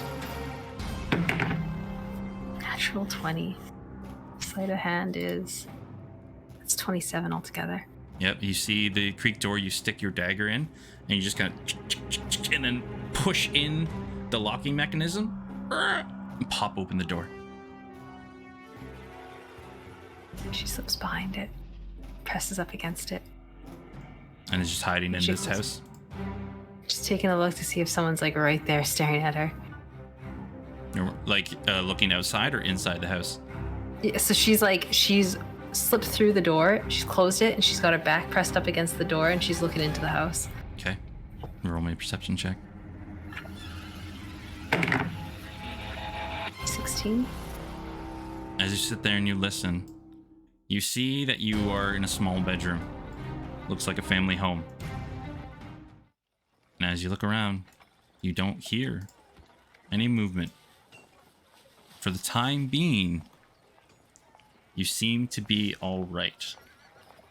But there is one thing you know. They got a good look at you. Okay. And with that, we're going to take a 15-minute break there. If we have to. If we must. You saw the amount of... Everybody sees the amount of water I drink while I DM. So yeah, we have to take a 15-minute break there. So everybody... Everybody, we're taking a piss break. Sorry. It's our regularly scheduled break. It is. Every time. The point of it is 10. Not necessary. We also piss during the break, so it's fine. All right. Whatever we gotta. Okay. Look, be back when we have the opportunity. Minutes. Say bye, everybody. Bye. Bye.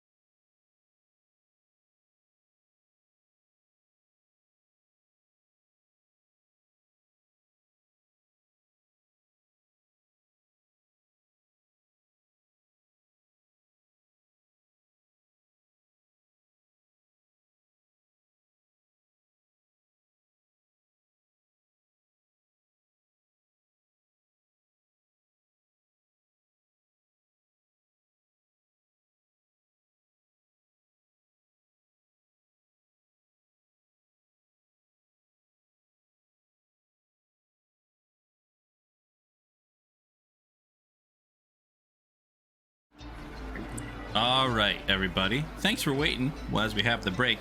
So, question for Stoat. Describe it now and also send it to me in a message so that I have it for later. What did Stoat look like when the guard spotted her? What was she wearing? She is wearing orange cloak pulled up over her, and she's wearing an orange cloak. She had the hood up. Okay, tattered, worn. What type of shoes? She's got her put up, okay. Put up wanted posters of you, Stoat. Oh boy. They might have seen blonde braids sticking out. Maybe. Hard to say. Okay. Her hair's not that long. And then she also the cloaks, plural, probably just made her look a little bulkier and bigger than normal. Okay. And for shoes, she's wearing pretty standard fare, and I have no idea what her foot size is. I never thought about that. No problem. Send me all that in a message. Sure thing. So, we come back. As Stoat, you're hiding in a house, but the rest of you are all heading your way up to Low Shore. Do you stop anywhere on the way, or just heading directly for that? Well, I think heading straight there. We'd want to find Stoat. All right, no problem.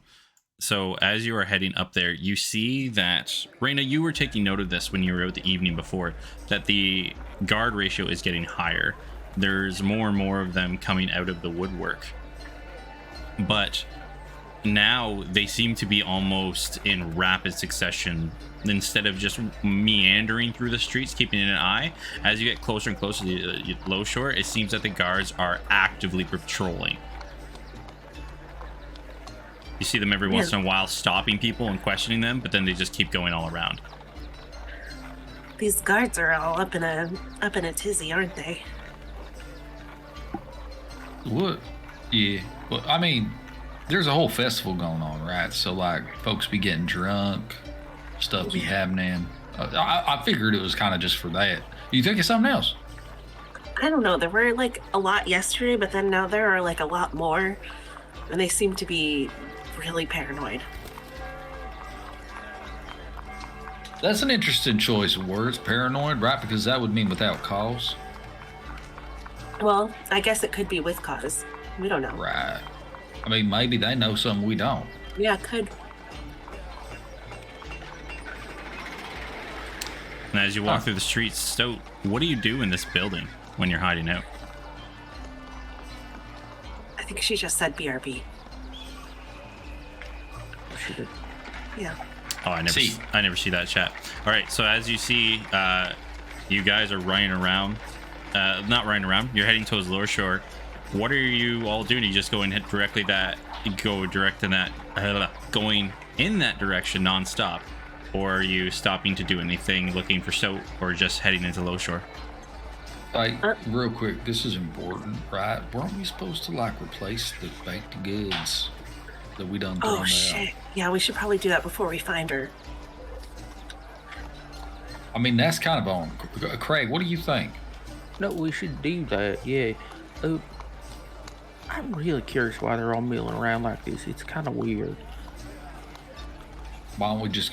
I can just go ask them. Well, I was gonna, cause I like frightening them. Oh yeah, that's the best way to do it. Let's send the cuffed man up to the. I actually like this play. Let's go. Yeah, I mean, I'm chipped. It's fine. What's that? Is there a baker around here? I didn't know. I don't know. Well, we can ask them that too. Yeah, I mean, that's the real white thing to do, right? Just walk up to the authorities and ask them for directions. Well, we're already going to be talking to them. Okay. I mean, the way it's fine. At Cragwell, are there like an excess of guards milling about where like I could have my pick? Ostensibly. As you get closer and closer to the Lower Shore, you are seeing more and more groupings of them. So within about a minute, you'd be able to find a grouping traveling back through. I would like to pick the smallest man. All right, yeah. You see a group of 3 of them, and the smaller one's kind of like lacking behind, trying to keep up with the other 2. You see this little gnomish man in armor. I feels bad picking on a gnome. Don't matter. Craig will just holler to them. Hey, excuse me. And you see, looks, yes. What is it? We're on high alert right now. What do you need? Well, that actually has to do with what I need. What for? Well, we're looking for either a gnome or a halfling or a small child, in tattered robes and clothing and or just wear. Have you seen any individual like that sticking to the rooftops? A very shady individual. Orange? Yes. He says that's okay. And just because I can obviously make this connection for reasons, meta and otherwise, that's Stoat, right? A small child dressed in orange. Craig can believe whatever he wants to believe. I think he instantly goes like, oh fuck, god damn it. Oh yeah, shit, I did see that. It was just kind of like an orange blur. It was, and he will point back behind them, that way a couple of blocks up on. It was kind of a sloped roof. They were hunkered down up there. Roll me a deception check. My man. Craig will always lie to the cops for his friends. That's an 18 plus 6 for 24. Doris, Meriden, this way over here. They're over here. They blow a whistle and they just start taking off. As they're leaving, like any guards that pass by will say, it looked like he was running real fucking fast. Y'all better hurry.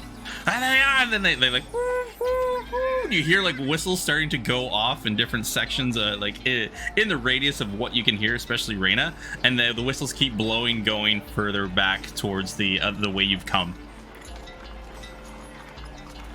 Craig's immediately going to turn back to everybody else. Hey, I think Stoke's in trouble. What the fuck is she doing down here? I don't know, but it's orange, right? Small child. Yeah, so that sounds right. Could you holler at her? Again, like, this shit ain't free, right? Like, it is something I gotta. Yeah, no, I mean, hey, shit, when you put it like that, if it makes you a little tired, let's let the guards get her. Shit, we don't need to know where she is. Oh, God, I want you to be sleepy. Fuck.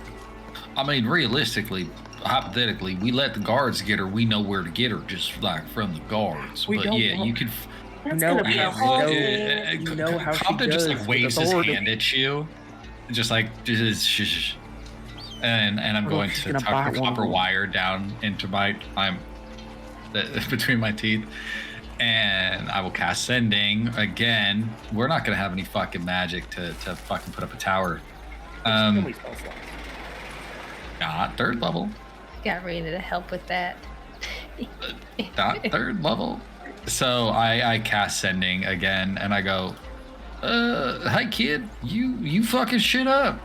Are you in trouble? We're kind of looking for you, but so's the police. So maybe tell us where to find you, and maybe don't move too much."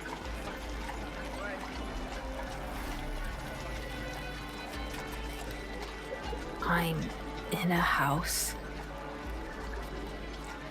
I think I heard the sound of them going away. I'm still by Low Shore, but I'm up on the top. I'm up on the shelf right now. And then near the end, probably right at shelf, it cuts off. God fucking damn it. Guess what, y'all? She's in a house in Low Shore near the end. Near the end? Yeah, at the like towards the edge, I'm assuming.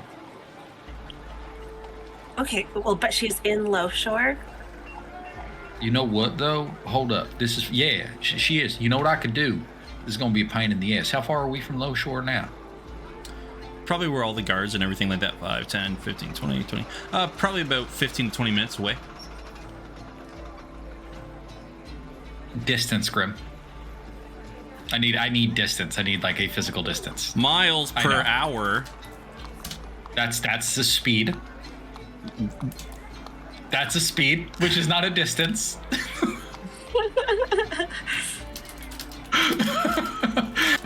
Look, if I'm gonna cast locate object, I need to know how far half away. A mile. Like I'm half a mile. That's far too far. Quarter of a mile. In 5 minutes, you can walk. So quarter of a mile. Okay. Oh, that's not too bad. Okay. So then, that's about 1,320 feet. I'm glad you. Did you know that off the top of your head? Well, I know that a mile is 5,280, and I divided that by 4. You're real smart. Thanks. So great. I like it. Okay, so knowing this, locate object requires it's 10 minute duration up to 1,000 feet. Yes. So this is fine. Okay. Compton is going to.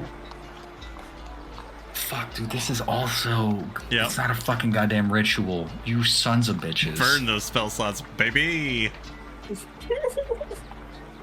Fucking Christ, just you love to burn spell slots before. Find me, Daddy Compton. Gotta spend all my goddamn magic trying to find motherfuckers instead of just doing the cool things like making maybe a tower or something. That'd be fun, but nope, not today, I guess. Compton's just muttering to himself. He's like, can we just find a little spot a little bit off the road? Well, if you're getting a pitch of fucking fit about it, I could just walk around making some noise. No, you know, like okay, so when you get in the shallows and you walk around hollering for your friends. Compton is going to go ahead and cast locate object. He's going to like fish around into his vest and pull out the twig that he needs for this. He's going to pop open his spell book. It's going to go to the correct spell. And I would imagine that this spell that he learned was from a scroll. And so I think that it will not be celestial. I think that the verbal component of this would just be in common. Yep. Because it's right. And so he begins going through the whole casting of it, focusing specifically on the hair ties he used originally to braid Stoat's hair. I love it. I assume at this point she still fucking has. And so I imagine that his eyes probably glaze over with kind of like a sheen, almost like like if you look at it dead on, you don't see it, but if you look at it from an angle, you kind of see that there's like this like reflective surface over his eyes, kind of like a glaze. Yeah, and now effectively he's just looking for those hair ties. And he's like, all right, man, I don't know how long I got. I know I got a bit of time, but we got to start moving so we can find this. Let's go. Raina will lead us towards the low shore gate that she went through before. As you walk, Stoat, what are you doing inside of this house?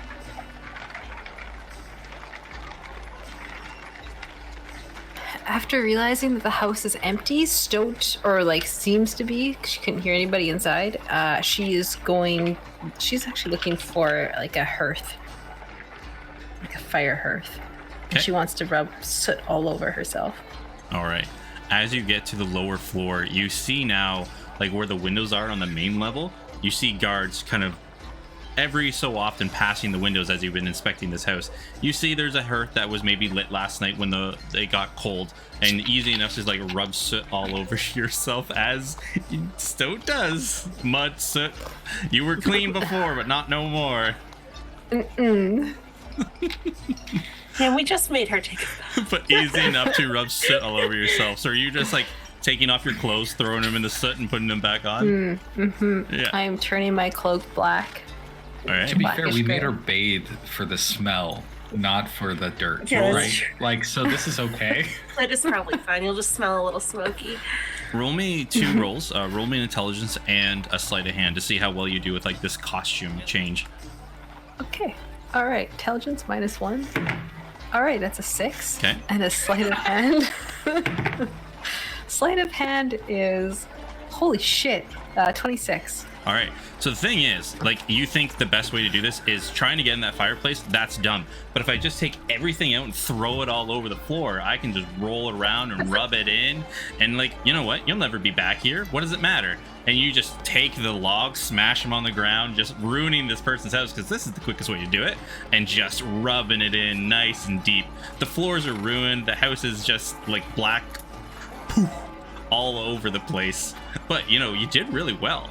The cloak is very, very dark black, but you've probably destroyed this house in the making. Wow, this is like the best job I've ever done. They'll never notice me now. She walks out the house. All right. Compton, what does it... Is it more of like a visual thing or kind of more like... How would you describe it? Would you think it's more of a visual thing? Like you can kind of see the haziness of the direction of the object? Or is it kind of like either like a pinging of a noise or like a feeling for when you get this? Honestly, I think just because of how I described it, it's like this like glaze over his eyes. I assume that it's going to be more like a visual thing.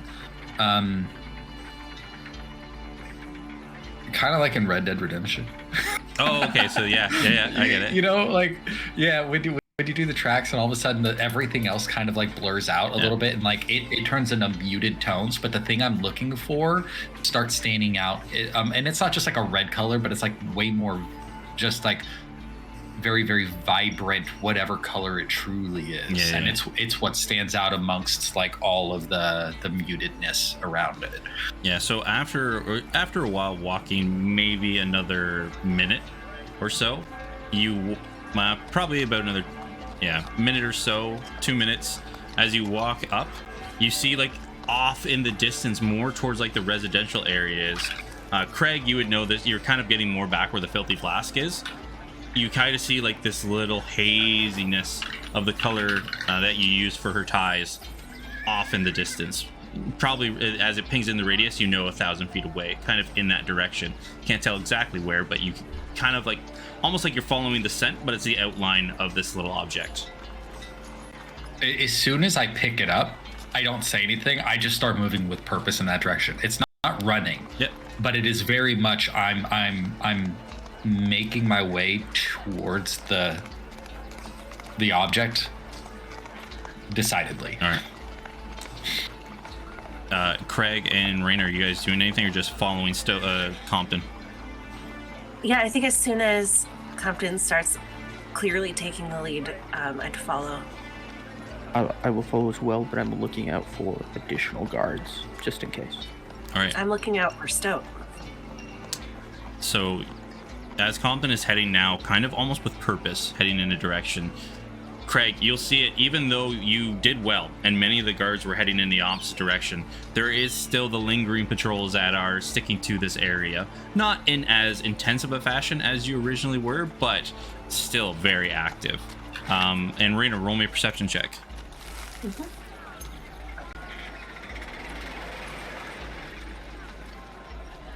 16. After a while, as you're walking with the purpose, Compton keeps getting more defined, where the haziness is just kind of being muddled by the other buildings, but you know the direction you're going. You finally see, as the rest of the coloration of the world kind of starts to fade away, and you see that pinpoint. There it is. You see this person in very, very pitch black robe. But you see underneath of that robe, that outline of the braids that you did once before. And Stoat, roll me a stealth check, Stoat. Okay. Stealth is 8. 8. As you see, Raina, you see all of a sudden coming out of this building, someone smiling with self-confidence that they did a great thing. Stoat just like, yeah, feeling real good about what they did. There she is. No, so she steps out as we're approaching? Yeah. Okay. Compton, as he's walking, because he's leading everybody, right? Yep.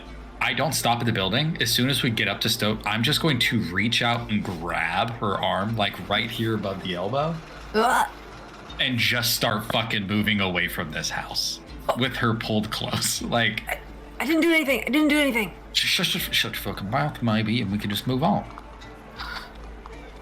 Compton? Yeah. No, it's fine. It's me. Are you wearing like the poncho? Yeah, I've got the poncho on. I've got my eye patch. I don't smell like shit. I don't have my hat yet. You told me. Do that's I have right. my No, hat? sorry, you don't have your hat yet. Yes, my apologies. Oh, my hopes dashed against rocks. The art got me. Okay. Yeah. So. Yeah. No, it's my. And then like, I'll look over my shoulder to make sure Crag and Reyna are still like in step as we're transitioning forward. Oh yeah. I'm gonna tuck the wire down into my mouth. I have not stopped moving. Yep. I'm gonna tuck the wire into my mouth, and I'm going to message back to Reyna and effectively say, "How you look for a spot for us to duck into? Not out of sight, but just like in a crowd." Yeah. Can I find like I don't know, a corner that it won't look weird that we ducked into it, but. With your survival tactics and your passive perception of 16, you will find a little spot where you see a group of people kind of came out of and were doing some work. You could probably go in there and pretend you guys are just milling about doing some work, that it's not just a side alley. Okay. Over here.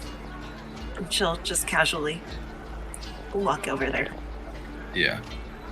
And Compton will have like dropped his pace, so now it's hopefully like the four of us together versus it being like a line, and then we'll duck into this little alley. And once we get in, Compton lets go of Stoat and then stays more towards like the open side of the alley. Yeah, right. where you're really good perception, we'll see things coming. It's more that he doesn't like a fucking ne'er-do-well. Yeah. Right? So sometimes if he doesn't look like he's doing shady shit, that helps. Yeah, so where you all kind of duck out, you see that there is these piles of cut down like tree lumber and many axes just sitting around. It looks like this was probably where people go and like for selling off or anything like that, they go and split firewood in this area.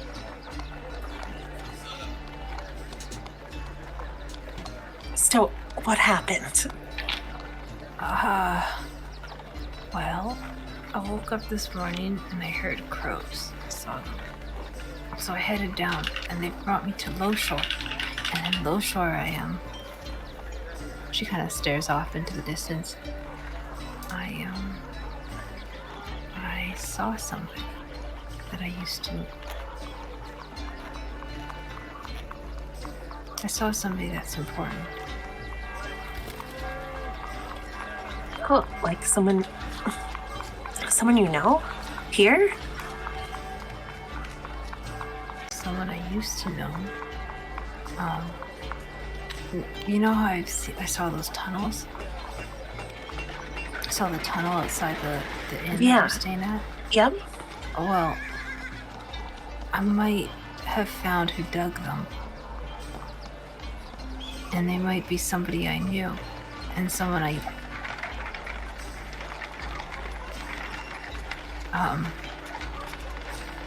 somebody I didn't think was still alive.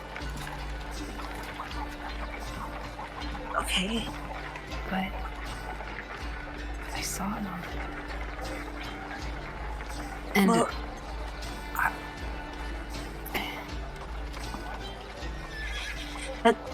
did you talk to them?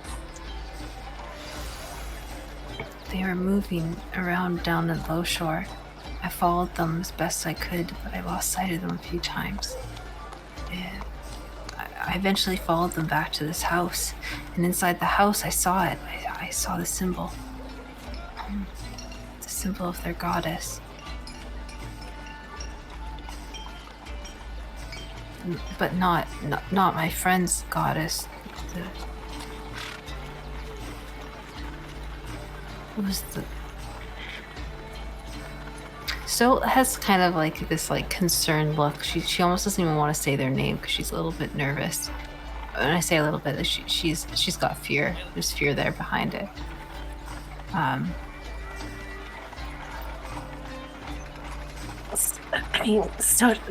mean, it's okay. We can help you if you want to do something about it, or right, guys? I mean,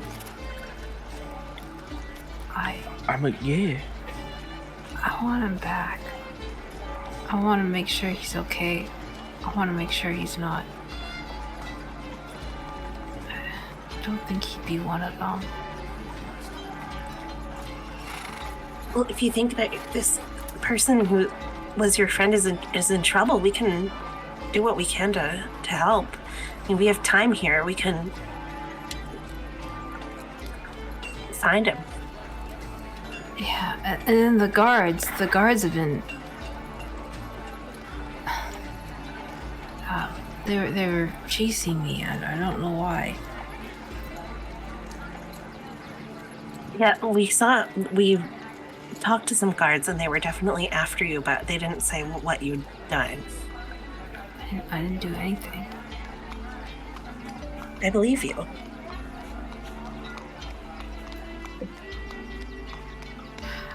I gotta find him. I need to know what he's up to. I need to know if he's a part of this, who those people with him were.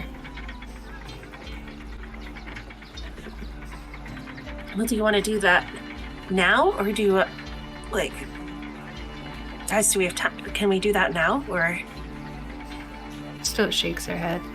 No, not now. The symbol? Yeah. It's painted in blood. And it was definitely from today. Oh, God. So they're painting things in people's blood.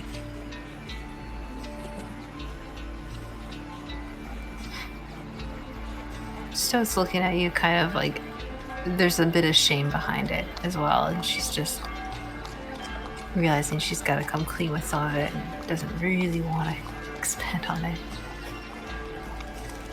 It's okay, Stowe. I mean, we don't have to keep talking about it now if you don't want.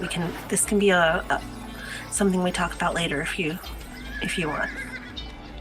It's up to you.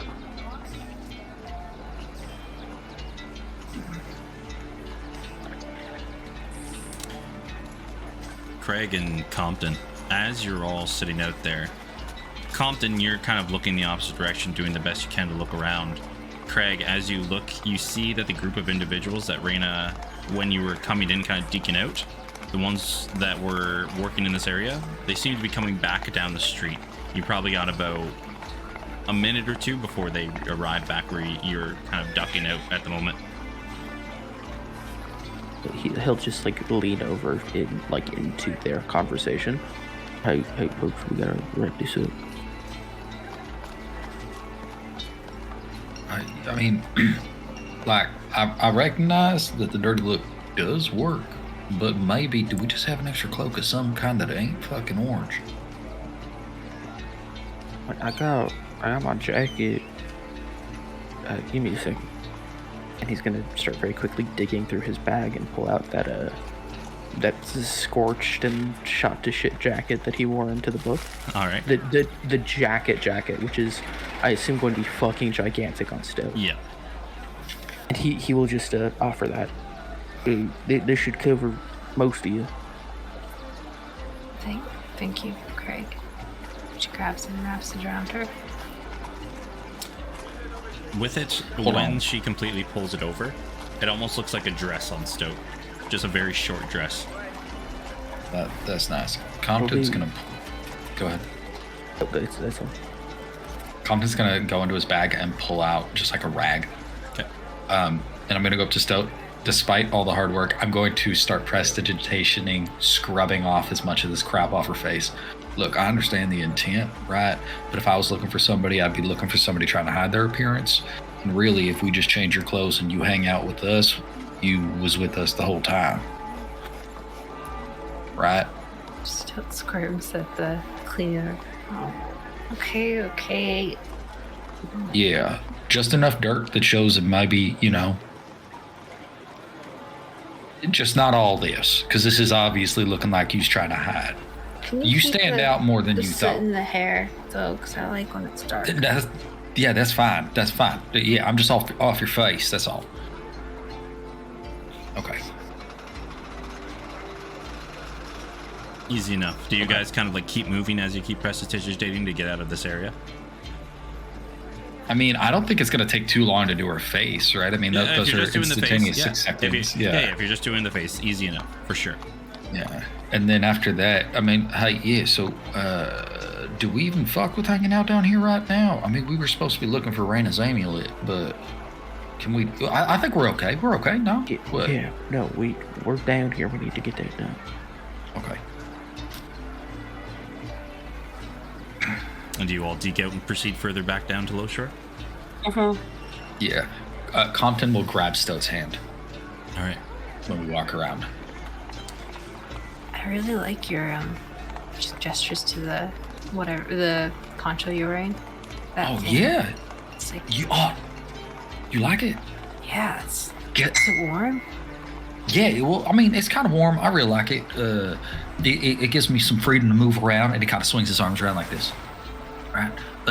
And I got some hats on order, so that's gonna be nice. Cover up my head, maybe block a little bit of this whole thing going on here with my eye. Yeah. I'm glad you like it though. Maybe we can get you one too. Oh, I'll give you matching. Oh, can we get matching ponchos?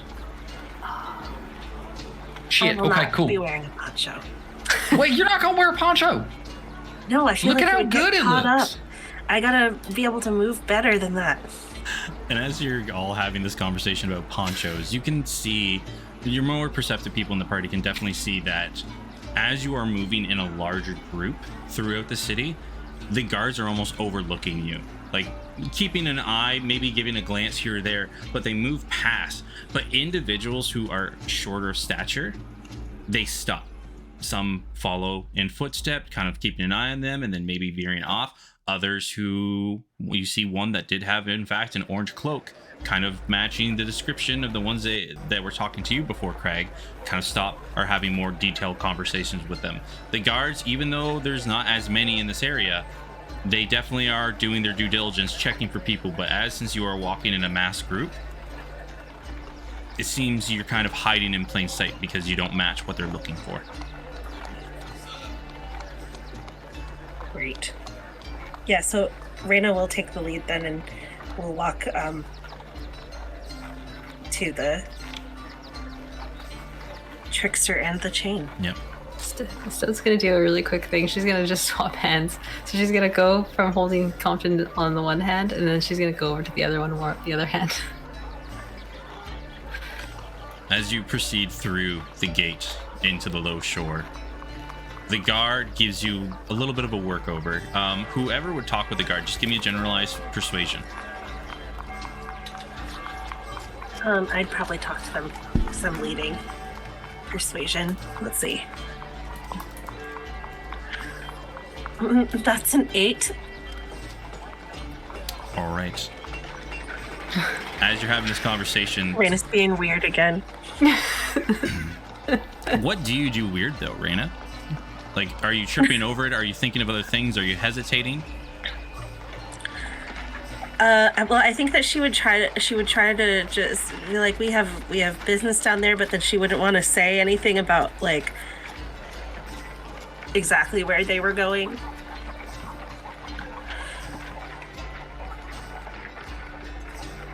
The guard stops and looks you over. All right, but I'm gonna warn you. You can get through down to Low Shore, but we're locking down this ward just until we can figure out exactly where the individual we're looking for is. So if you're going in through this gate, don't expect to come back anytime soon. I'm warning that right now. If you need to get out, you're gonna have to go down to the dock ward. No exceptions. Okay. We can do that. After a while, he stops and he looks you over, kind of looks at Stoat for a little while, thinks about it, and then they will open the gates and they'll let you in to Low Shore.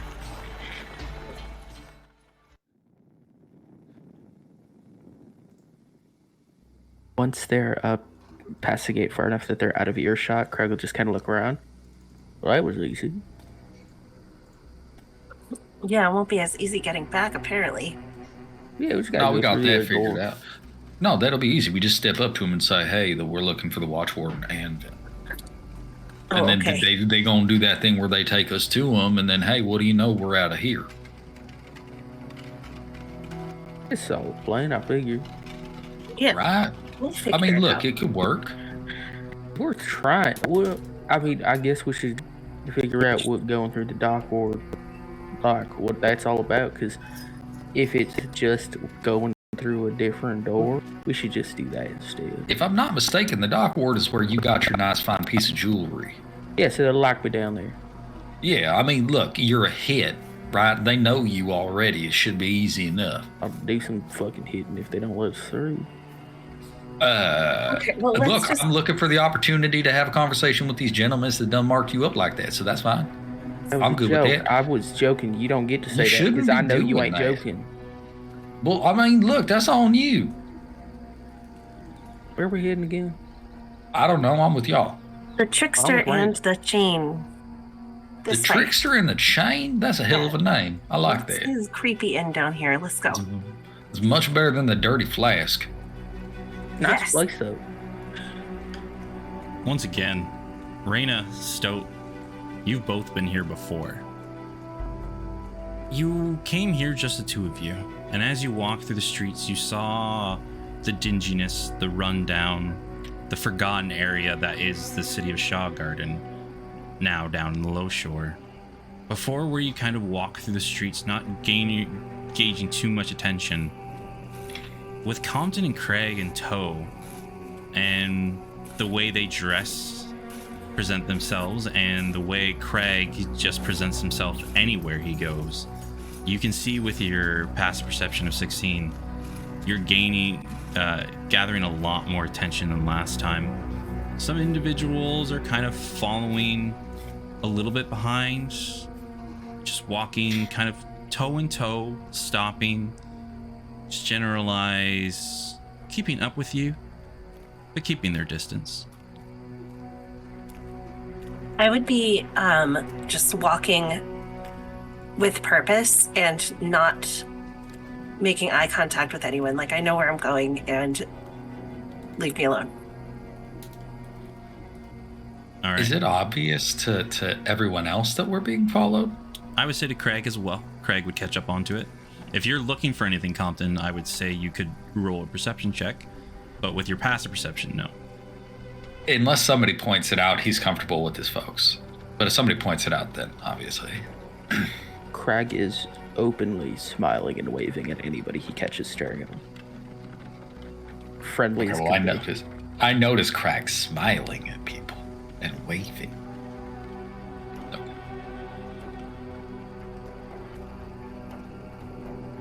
I'm just trying to make friends.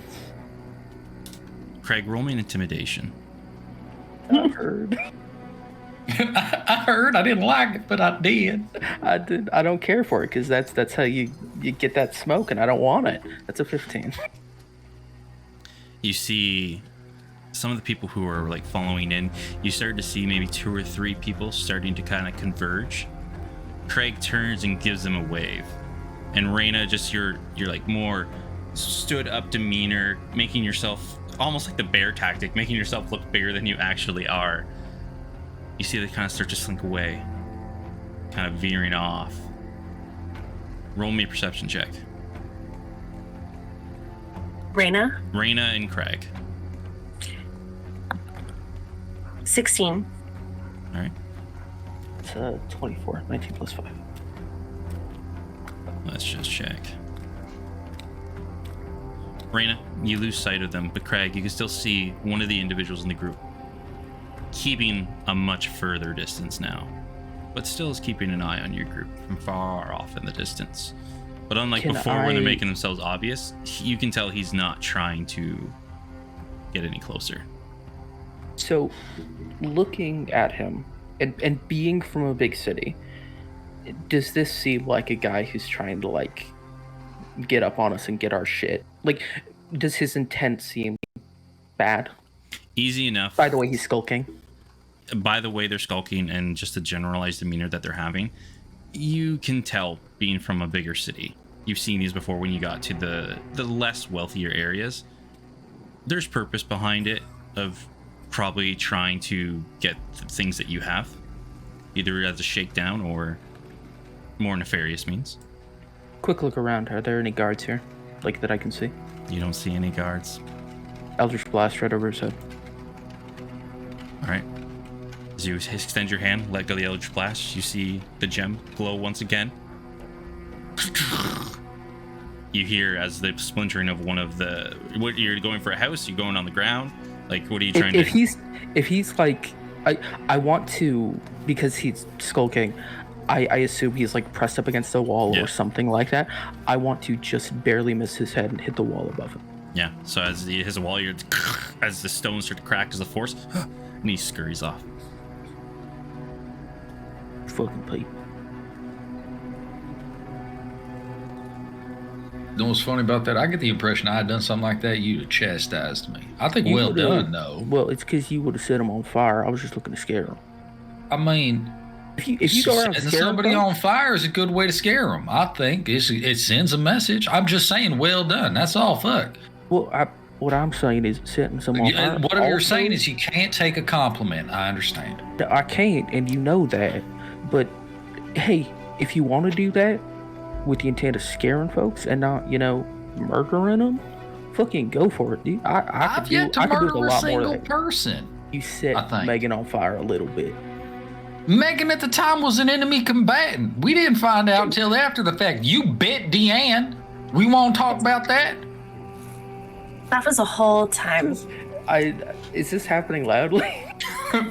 Knowing confidence. I mean, it's as loud as I got. Yeah. Craig, when he says that, is looking around like to see if that got anybody's attention. As you look around, you see one or two people start to scurry off for the main street. As you heard, you bit a man. That's a reaction he's fine with. Yeah.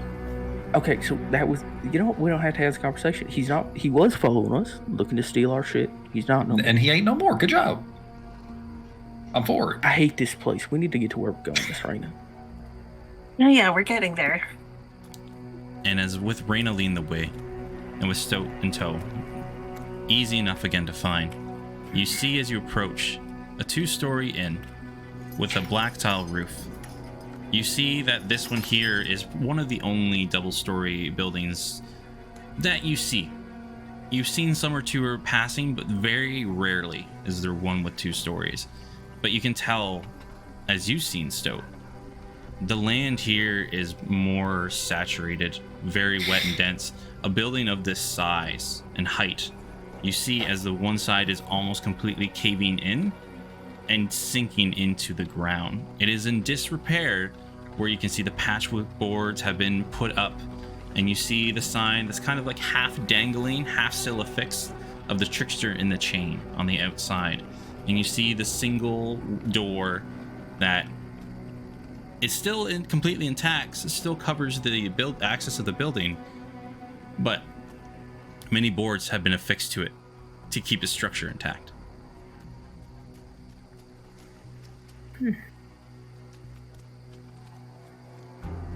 All right, this is the place. Man, Shotgun real fucked up about it's like very, very clear wealth disparities, right? Yeah. Okay. I'm just making sure we're clear. Also, I'm real upset. I just got my fucking shoes clean. Look how muddy they are now. Okay. This is fine. So you want me... I mean, yeah, I should have, but I didn't. Like, okay, look, at the time, it was more just to, like, talk to the kid. Bygones be bygones at this point, I suppose. Am I doing it now, or are we going inside to talk to somebody? Like, I'm kind of, like, on your word, you know what I mean? Yeah, That's well, right. I mean, this is where... So this street is, like, where that vision happened that I had.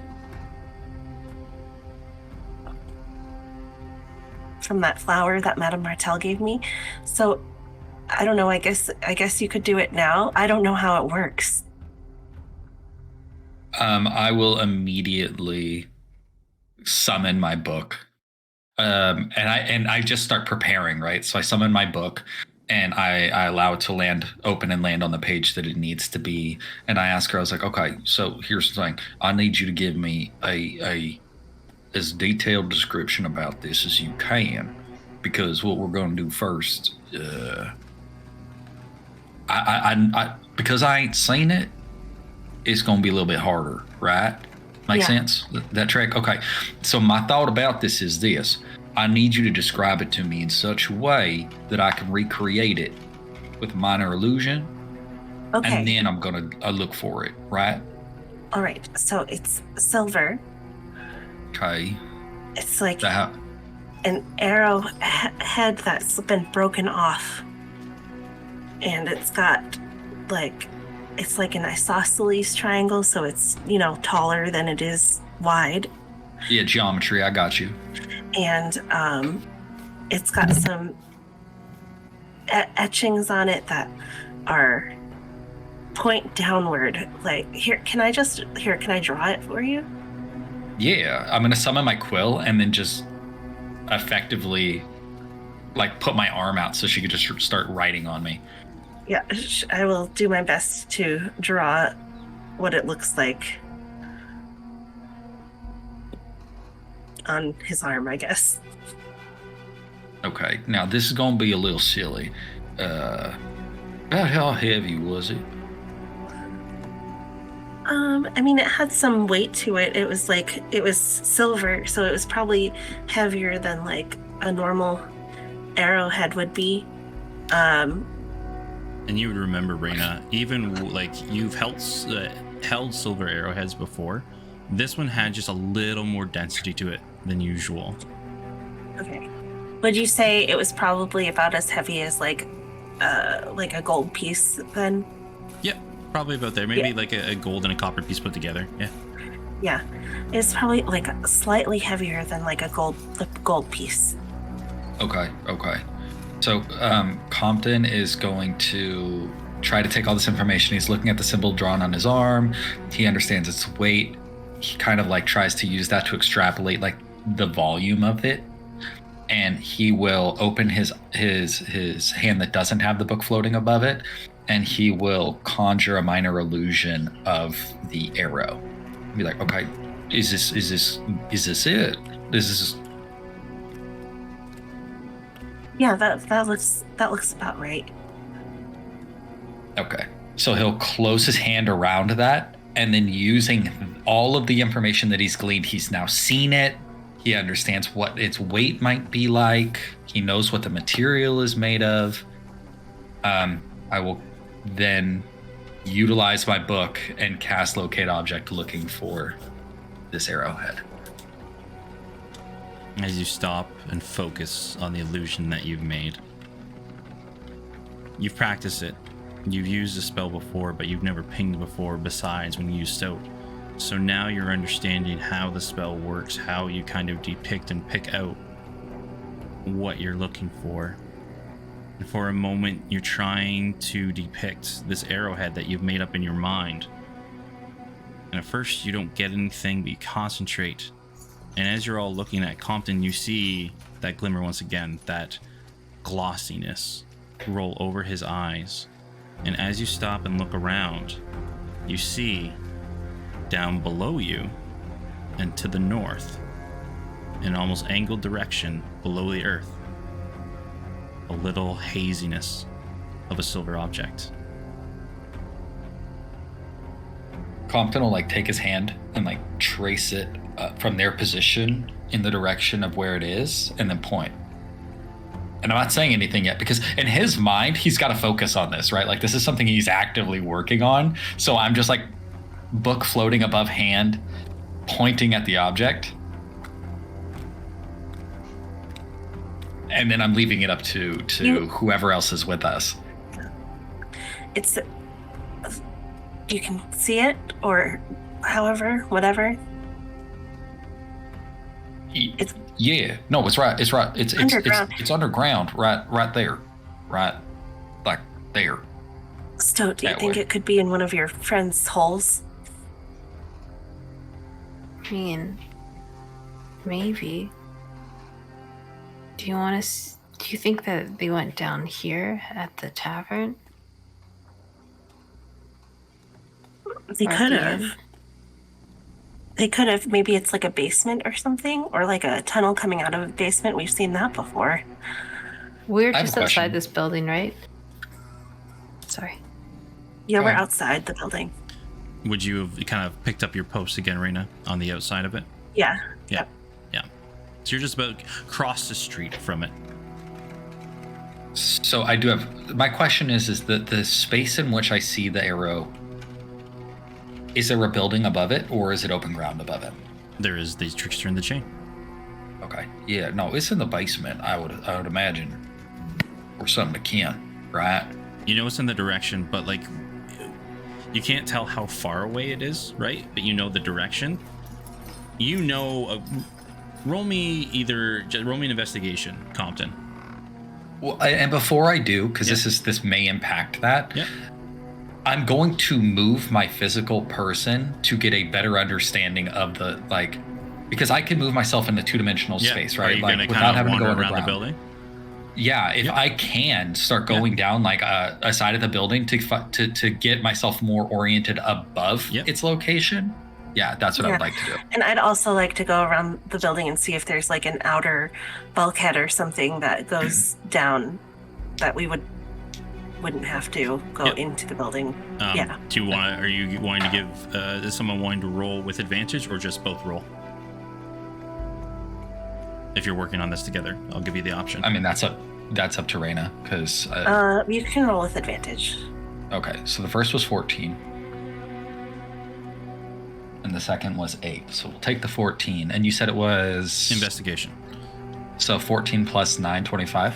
Okay. No, 23. I'm sorry. So as you look around, you kind of are setting up your orientation.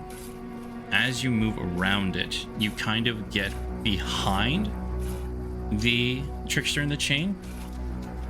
And as you walk maybe 15, 20 feet away from the trickster in the chain, you can see now you're above it, looking down now. And as you're like doing your awareness and like going all around the direction, with your high investigation check, the level that it's at as you're moving and like pointing the direction and kind of getting how the direction goes as you go further away, closer away, everything like that, you sit down and it's not like it's in the basement. Your directioning starts to go even lower.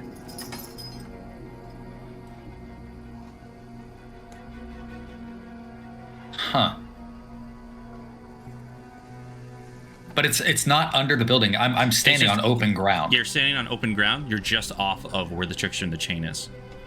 Right. The way you were when you were in front, it pointed towards the trickster in the chain, down. But as you like moved around, you've kind of like followed to where you're looking straight down at it. You've gone around the trickster in chain, only about 20 feet off of it, and now you're looking directly down at it. But you're behind the trickster in chain. But you're now in an open area where there are no buildings close, like not right near it. Okay. So it's easy to tell that with especially with a 23, something's probably hidden underground here. Yeah. I'm going to kind of like circle around the spot a little bit. Mm-hmm. And knowing that I don't have forever on this spell, I'm going to kneel, like haunch down on a knee, and I'm going to just take my hand, like my finger, and I'm going to dig it into the soil and just like start clearing away a very, very discernible like cross mark, just so if for whatever reason my vision stops, I at least know straight down from here is where we're looking. Right. Yep. And I'm going to just like start marking it in. And while I'm doing that, I'll just say, so no, this is lower than the basement. If you know, just judging by everything else, right? The surroundings. So maybe we got to go into the basement and then they've got like a tunnel or something. You know what I mean? Yeah. It ain't in the basement proper. Clearly it's behind a building, right? So, it's outside the foundation, but it seems lower than the basement too, is all I'm saying. Yeah, so they probably have some sort of tunnel or something, but so we got to go inside then. That's what I'm thinking. I'm thinking the fastest route is inside. And my thing about it is who knows how long it's going to be there. We know it's there right now. Yeah, we got to go. I want to go get it right now. Okay. I say fuck it, we go inside. Okay. Craig and Stoat, what have you been doing while these two have been searching around? While they have been moving, Crag has been staying not right with them, but close enough to them, and he's picking out anybody who's staring at them and just mad dogging them. Okay. Yeah, they're very much you don't see anything here. Roll me generalized intimidation. I feel bad that this is becoming his brand in this place. Because, like, he's a nice guy. He isn't going to bite any of these people, but they don't need to know that right now. Oh, he's really good at being scary, though. That's a natural 20 for 23. You see at one point, you're standing across, like, giving the dirt eye. You see someone coming out of the trickster in the chain, and at first they're giving you the dead eye, and then you just see them kind of slink back into the door and just shut it, never taking their eyes off of you. He does that, like, that lunge forward, like, fucking what? Do you want some? Yeah, and he just walks back. Stoat, what are you doing? I think Stoat would be also kind of looking for what she saw at the tunnel, where there was sort of like something drawn in front of it. Sorry. Excuse me. Bless you. Roll me Thank you. Check.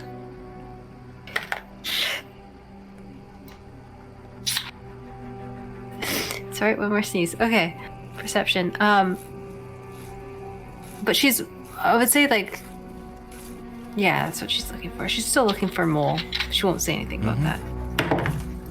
That perception, that's a 11. 11, you don't find that. But you do see, as these guys are all investigating, you do see one of the individuals. One of the ones you saw with mole, with the red hair, walk into the bar. Oh my god. Okay. So the moment that someone says, like, let's walk into the bar, Stowe's like, yes. She's ready to do so. We gonna go get a drink?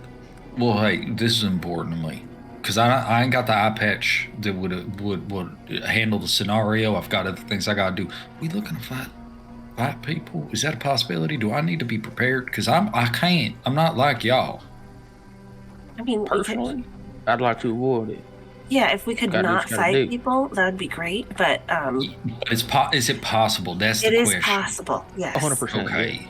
Yeah, that's what I was fucking worried about. And Compton is just gonna, like, reach up to his chest and just, like, wipe his hand down his front and cast mage armor on himself. All right. Start to see the shimmer go around you for a split second and then dissipate. You know, about this time you have about 5 minutes left on your spell. Okay. Yeah, we got roughly a couple minutes left on this. So my thought is we get in and we get down there. Like, stopping a chat ain't gonna help. They ain't gonna let us into the secret back room. You know what I mean? Well, if that's the plan, then we're definitely fighting. Like, you should have led with that. Well, look, it's an option. It's still a decision for y'all to make. It's just a suggestion. But we ain't making it downstairs without chatting with them without a fight. Well, we could go in. We'll go in and we'll look around, see if there's a stairwell that we could say we're looking for the bathroom or something. Oh, the good old bathroom trick. Yeah. The people. Yeah, they're going to tell us outside. Have you seen this build? It's bad. Let's go in, get a drink, and go from there. Right? Fuck it. What if, just hypothetically, what if Craig just starts a ruckus like he's wont to do? Don't past be the past. That's fine. Intentionally, and then Stoke just heads on down with me, and we grab what we got to get. Unless there's a bunch of fuckers down there. Guys, I saw one of them. Are you telling me there's people we can't stab now? No, I'm saying, like, I saw one of the ones that was with my friend. I don't think they're good news. You want me to put them out? No, I think we should follow them. So let's get our asses in there and follow them. Oh, well, if I start a ruckus, nobody's walking out of there but me. Okay. Well, and hopefully us for shit. Let's go. We'll follow him if we can. And if we got to start a ruckus, we got to start a ruckus. Okay, right. So hey, and he'll point at Compton. Yeah. You just point at me when you want a ruckus, I'll start a fucking ruckus. You'll know because fire will be touching shit. No fire. If ruckus is going to be started, y'all need to get downstairs, get a ring of shit. I'll ruckus, that's fine. Okay. Okay, yeah. I'll point at you for Ruckus. Ruckusin. The Rowdy Ruckus Rumblers. Hey, Grim, I'm watching chat. That's not a good Ruckus roll. All right, do you guys head inside? Yes. All right. So as you all head inside, you walk in, and it matches very closely to the outside of this building. You see only a few tables, maybe a handful, 4 or 5, filling the area. Quiet as quiet can be. It's just almost like a silent, almost a dead silence. And as you all come into the tavern, everybody who's there, maybe only about 3 patrons or so, all turn, stop to look at you for a second, and then go back to their conversations. And you see, standing behind the bar, a very large, beefy woman of elven nature, wearing almost like a little small vest. Like the shirt kind of matches the vest / shirt buttoned up. The side of the shirt kind of matching. The best way to describe it is, Craig's Fabio shirt we described, where the sleeves are ripped off and the front of the shirt's kind of more open, but then this one is buttoned up and it's very worn down. She has this intense hair kind of pulled up, tied up, and then falls back, but then where the hair drips back, it just poofs out, almost like she's been out in the moisture too much, and it just frizzes out at the end.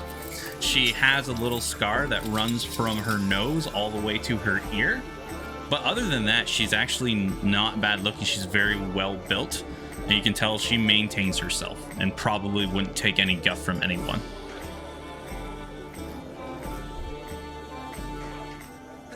It's going to be just, I'm calling it now. There's the opportunity for a Mr. and Mrs. Smith moment here for you, Craig. Play your cards right. Craig is going to walk right up to the bar. As you walk up to the bar, the elven woman greets you. All right. Hi there. Welcome to the Trickster in the Chain. Haven't seen... She looks past you to the rest of your companions. Haven't seen your lot here before? What can I get for you? Yeah, we're new in town. You got any house drinks? No, we don't got any fancy house drinks. We just got mead, and we got more mead. What do you like? Personally, I'm a fan of more mead, but I'm always open for input. He'll lean on the counter and just smile. Roll a persuasion check. Seeing this woman who, how tall is she? She's not taller than me, I know that. No, she's not taller than you. I'd probably say she's sticking at about 6'1". Yeah, see, it's... Mama taught him to never hit a woman, you see. So he wants to try and avoid a ruckus if he can, now that she's in here. Right. It's 16 plus 6, 22. You've hit so many women. Rolls. Like, as soon as you give that smile. I've hit a single woman. You hear? All right. Huh.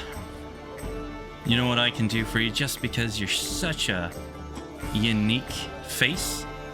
I can give you a mead with a more mead and just a tiny bit more mead.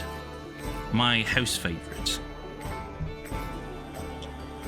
See, there's your house drink right there. I'm all about it. Hey, I didn't introduce myself. I think I'll be coming around here a lot. The view's very nice. He's just looking right at her. I'm Craig Stonetoe. He'll offer a hand. Pleasure to meet you. The name's Gulia. And if you're gonna be around here a lot more, that's for me to decide, not you. Is this a loud conversation? She's not quiet about it, and the tavern is dead quiet. You see, like, especially Raina, you see everybody's like trying to catch that side glance. People are pretending like they're not paying attention, but you see those side eyes kind of always looking back to your group. Stoat, you would notice that red-haired individual, he's not in the bar. Compton does definitely lean over to Raina and just be like, what the fuck names are cute? Stoat would be like looking for footprints, like recent footprints moving through this establishment to try to locate where he is.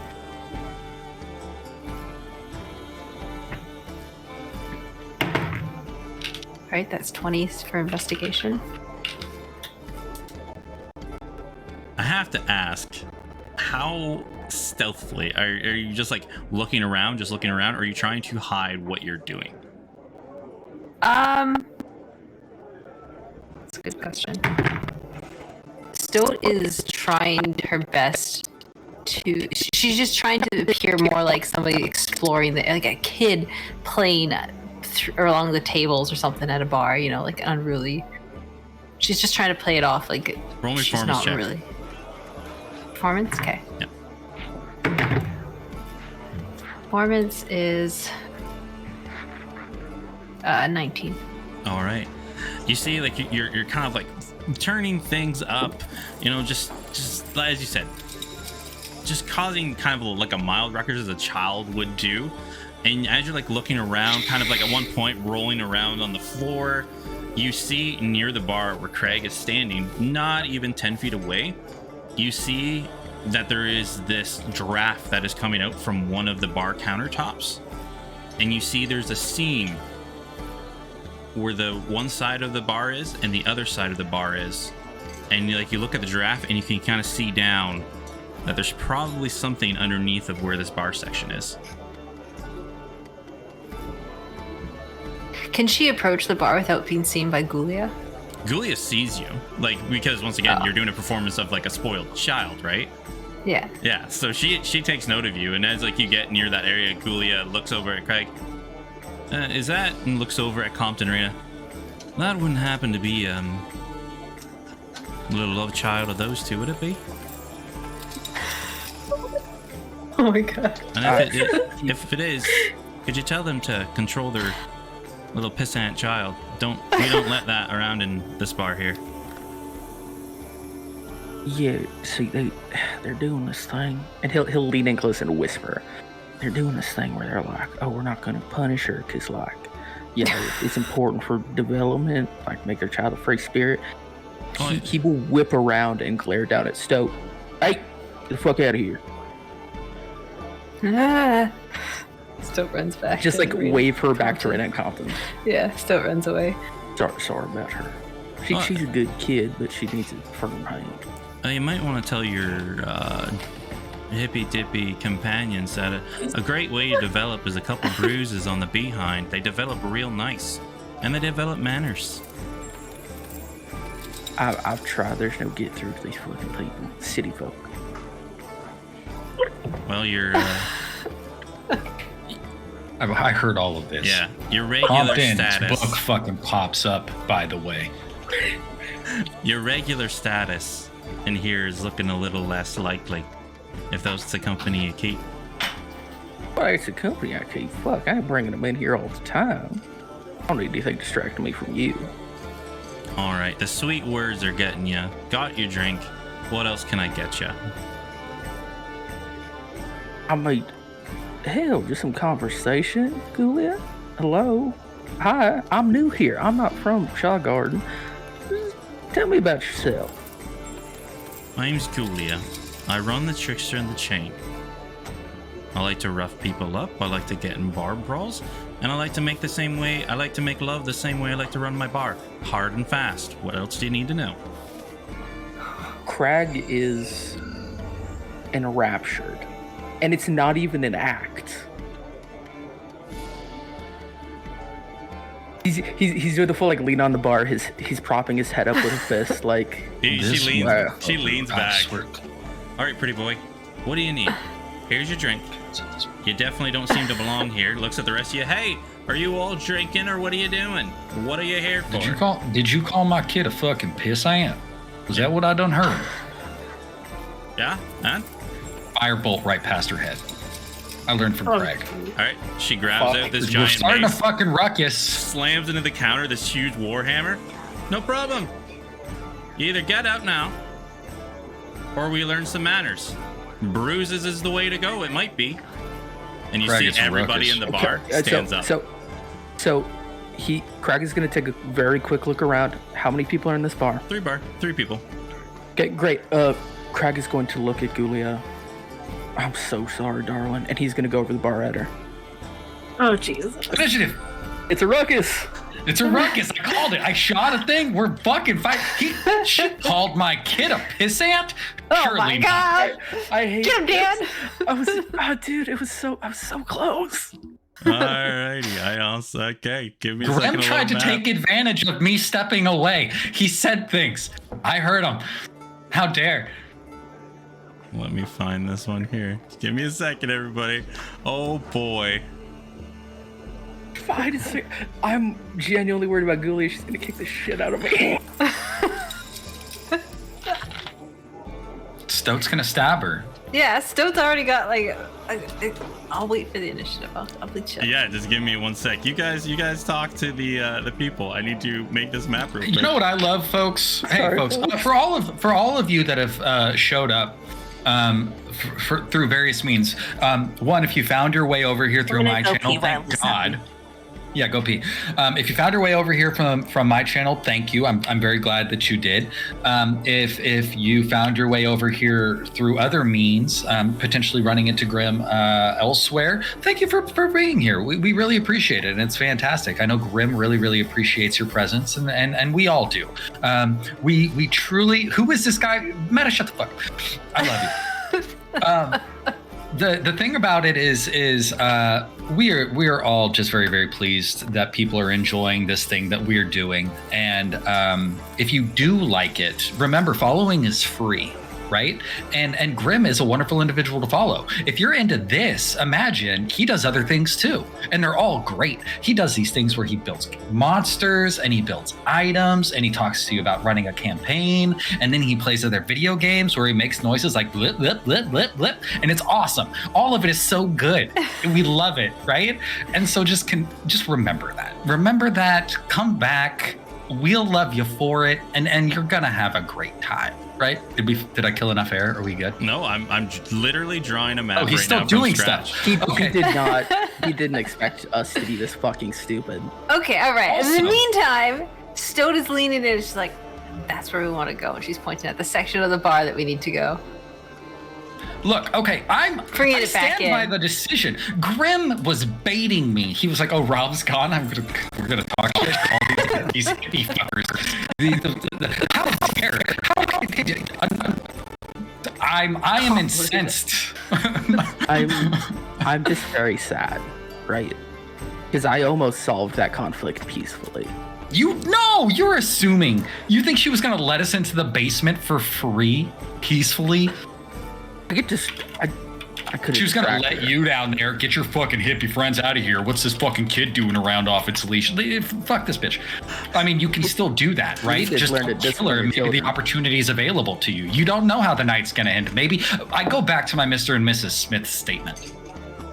I don't think that this is gonna impress her in the way that Crag hopes it will, because, I said, she's gonna beat the shit out of him. Look, he's not winning this fight. I'm gonna set her on fire. Can I also take a moment to bitch about how y'all had me burn 4 fucking high-level spell slots to do dumbass shit, and here we are in a fight. I'm fucking loving it. You started a fight. No, she started it with her words and her presence, and Grim put her the interest in the fucking place under the This fight would have gone a lot worse than it is already going to if we didn't have Stoat. So the spell slots are valuable. Yes. Is 4 spell slots worth the amount of damage that Stoat can put out? Absolutely. All I'm talking saying. Shit about my daggers. I would like you to double murder folks. Is really all I'm looking for. What you did was you used 4 spell slots to cast Summon Stoat. She's here now, and she's gonna fuck shit up. I'm really hoping. You know, again, for those of you that came in late, just to run you around the table. I'm Compton, also verbal hero. If we go clockwise, Raina is played by our wonderful friend M. Everybody, let's take an opportunity to congratulate and mourn our personal loss and M's newfound awesomeness in her life because she's pregnant, and that's great. And we're very excited about this. Yeah, congratulations. Thanks. Right? Now, this is very important because this isn't a thing. She's going to be stepping away from the table for a little bit, but that does not mean that we are going to lose our dear friend M. She will be coming back. Yep. Next in the list, below Raina, is Stoat. Stoat is B. B is awesome. B is a pirate queen and rules the seven seas with viciousness. Next to Stoat is Craig. Craig is Splendor. If you ever want to see Splendor having a fantastic time, check some Friday VODs from the Verbal Hero channel because, boy, let me tell you, this individual really enjoys some vodkas in a cup. Or what is the juice box thing that you drank last night? I didn't enjoy that. Hey, this is a quick anti-endorsement. I do gin reviews over on Rob's channel, but this is the opposite of that. Man, fuck beatbox. It didn't even get me drunk, and I still got hungover. And it didn't taste good. Beatbox? Yeah. It didn't taste like anything, if I remember correctly. It started tasting like burning. Anyways, the important piece of this, and this isn't... All right, everybody. We're all finish here this off, and then we killed all the time we needed to. As just a minor aside, I am in Twitch chat a wandering scarecrow because my branding is inconsistent. That's been a cause for a lot of confusion. Not that anyone should care who I am. All right, so this is happening, everybody. This is the most beautiful map I've ever seen. I'm gonna tell you something that's very important right now. Why the fuck did you think we weren't gonna start a fight in this situation? Did you hear the words that came out of your mouth? You said those words. You made those choices, and you're like, these people aren't gonna fight me. He keeps forgetting how stupid we are. Yeah, I really do keep forgetting how stupid you guys are. Like, it's we're here. Let's do this. How quickly we take offense. I do mean Compton. Yes. I'm not here. She called my child a pissant. She's not your child. She's not even our child. Is that not what we were playing initially? Did we not learn from last episode when Craig, who is also not my child, came out and said, Daddy Compton, they said mean things, and I went inside and accosted a shopkeep. This is consistent. You should know this. You should have known as soon as she said it. Craig should have been like, fuck, you said that? Really? You said that right now? That was not. All right, everybody, let's get this going.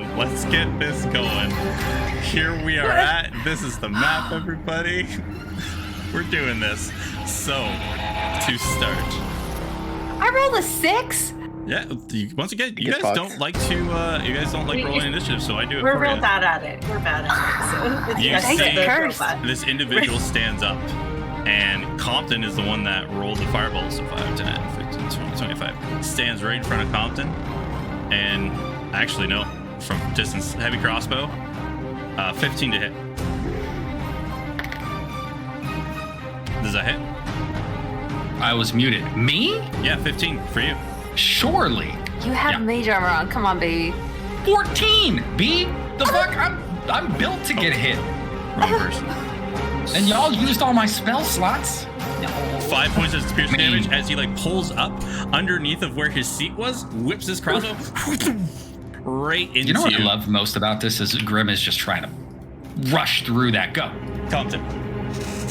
It's my turn? Yep. Which asshole fucking did that to me? This guy right here. The bandit captain? Nope, this guy right here. There's nobody there. I do think that you should show this beautiful map to our friends watching. There's nobody where you're clicking. There is. No, I've got a bandit captain dead north. I've got a thug dead north. Reload. Oh, so it's on me that I have to reload the fucking roll. Because we all can see them. So yes. Yeah. So you moved the thug that was in front of me. Got it. Yeah. I said he switched out. He wasn't. I'm like, what the tactic of the thug would actually do. He wouldn't run up to you. He shoot you with a crossbow. Okay. So he's standing over there shooting me with a crossbow? Yeah. Can I get these motherfuckers in a line? You're not in a line. They're not in a line. Geometry. Where's the ruler? They're 15 feet apart. They're 15 feet apart. Yeah. How far out does it? When I use burning hands, it is a 15-foot cone. Yeah. From but you. How from far where out you is are. that? From you. No. Right. But a cone. Yes. Gains in width as it goes away from you. Yes. So is it? It's like 15 this. feet So away. 15 foot like this. So you go boop boop boop boop boop boop boop boop. Your girl's right next to you, dude. No, I was gonna move. Yeah. Oh, cone. Okay. I'm not gonna shoot you from there. Here, I'll make this. My premium marketplace spell. Yeah, if you have a template, God, I that got would a template. fucking help Yep. me. If my premium assets will work for me right now. Hurry up. Spell template. Cone. Sorry, folks. We'll use an acid 15-foot square. There you go. Where do you want to stand? I will mark it for you. Can I move the cone, or you? I will control move the cone. You just point. You just show me where you want it with the map. I'm not gonna be able to hit them all. Two of them, though. I know. So you tell me where you're gonna stand. I will point the cone. No, I hear you. I hear you. I think this is a table here. Oh, I'm using the fucking measure. Circles are a table. This is a table here. And then this is the bar. This is the bar. If I stand here, if I stand here and turn my back to this lady, can I turn this and hit the bandit captain and the thug who shot at me? So it would be coming from here, from your center of your mast. You have to move a little bit more. Goes from like center of mass? Yeah, center of your square, 15-foot cone.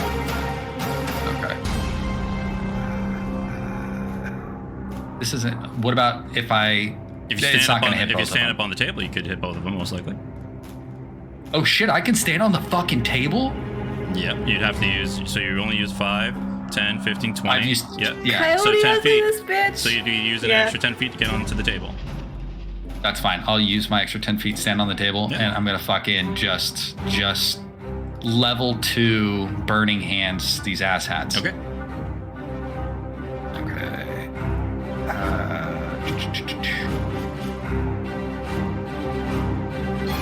Hopefully those went through. Okay, so they have a DC 16 deck save. Okay. Both of them fail. Fuck yeah, so they take the full, what is that, 14? Is that 14 that rolled? Yeah, you're not coming through, but that's fine.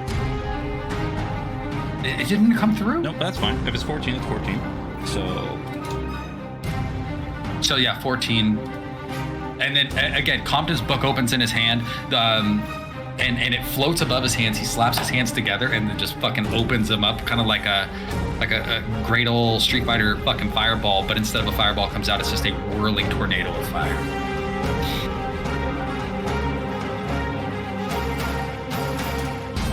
All right. You see in this one here winces pretty hard when you do it. This one here just kind of looks at you and it seems to be pulling something else from his chair. The one in front of you, I use Lunar because that would be the same stat block as this one. Yeah, I noticed. She slides over there using her, 10, 20 movement to slide over to get towards you. Bonus action, she is going to rage. And then she's going to take 2 swipes at you with her hammer. 23 and 21. Those both hit. I forgot the rage, so add 2 on each, so for 14 and 12. So 26 damage total. It's I keep been helping.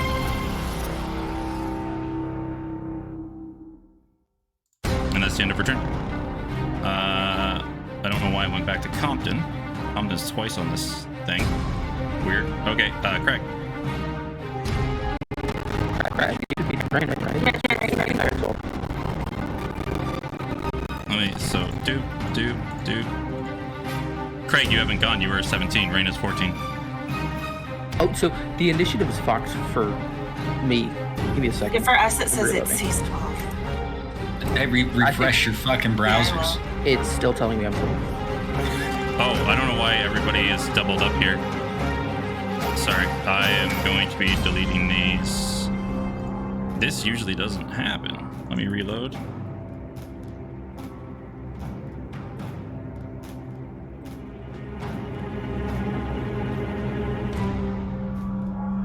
Is that better for everybody? You know what? Here, I'll just use what the game is seeing. So Raina, yeah, 14, go. I'll just use the chat that I can see on my OBS because mine is all fucked. Okay. All right, I'm gonna shoot the bandit. I'm gonna shoot the lady. Okay.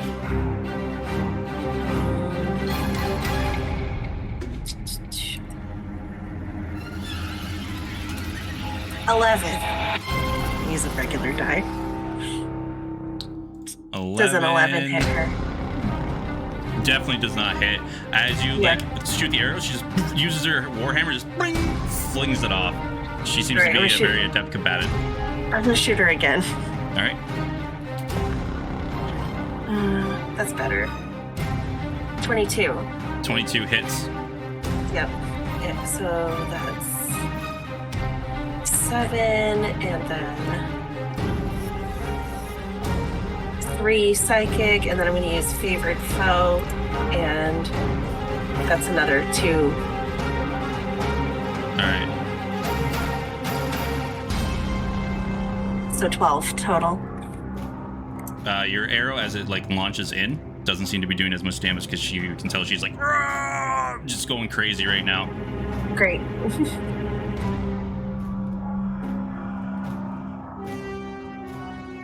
And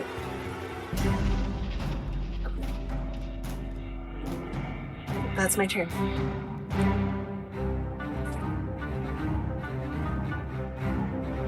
I rolled 12. My initiative is no longer on the thing. Optins isn't either.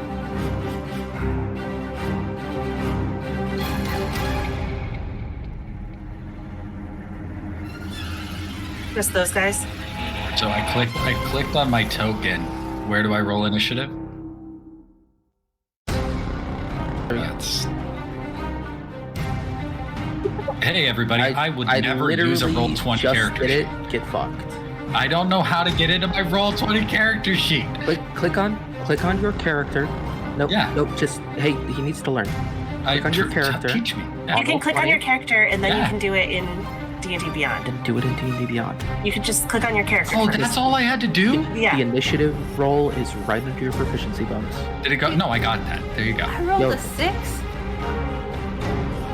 God, this is the future that the liberals want. All these fucking robots.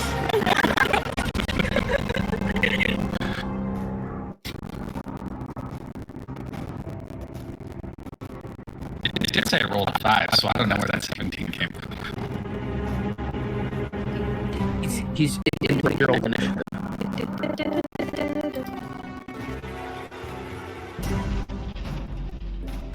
Spectacular. Great. So this is going to be real easy.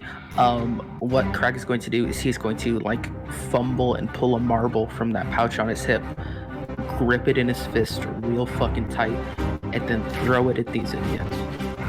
So what I'm doing is I'm casting Shatter centered here, so it just hits the bandit captain and the thug and not my precious boy.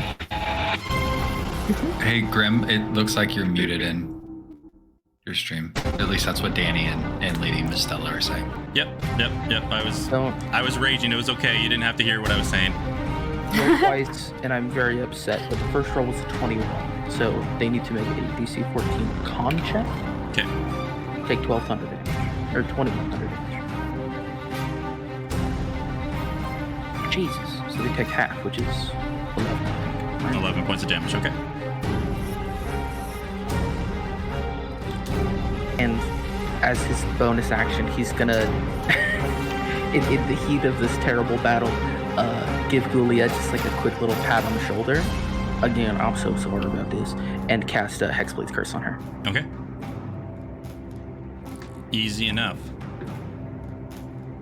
The next one to be going would be, as I'm looking at, the bandit captain. This one here is gonna go straight for, so 5, 10, You get an attack of opportunity with whatever melee weapon you have, Compton. You can punch him. Compton's gonna punch him? It's fun to punch him. I don't care. Your strength is -1, right? Yeah, it's not deals good. 0 damage, but it's fun. Okay, look.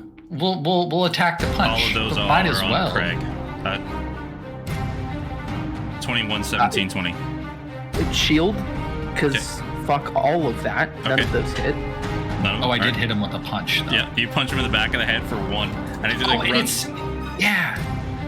He runs back over, and Jesse's like running forward. Stoat.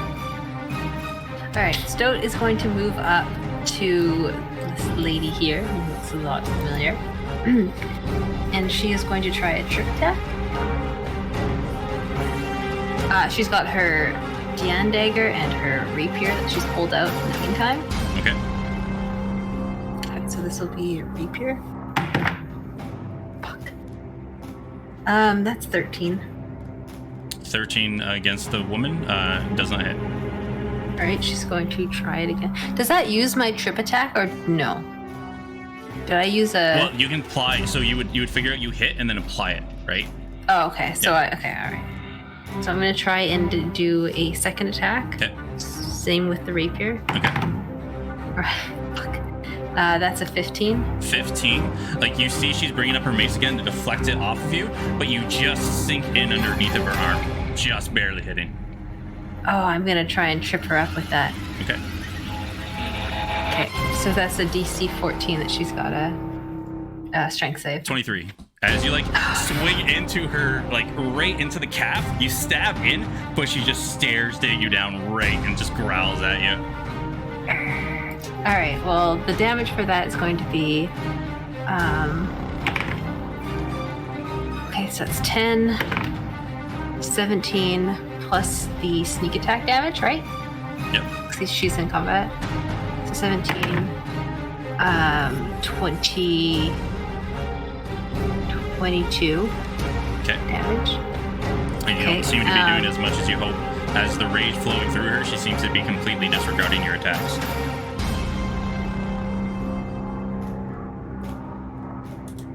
Give me a second just to mark this off. She's going to... Can I do a maneuver on a bonus action? You can apply it, yeah. Okay, well, she's going to bonus action. The dagger, she's going to miss. That was all right. Yep. And then I'm going to expend my 2. Where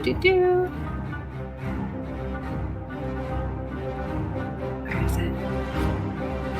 She's going to do another attack. One more action. So that extra action, I get still 2 attacks on it. Because you're taking attack action. Yeah. Yes. Okay. All right. So again with the rapier. Yeah. That is a 17 to hit. Yep, hits. Okay, she is going to try to trip attack her again.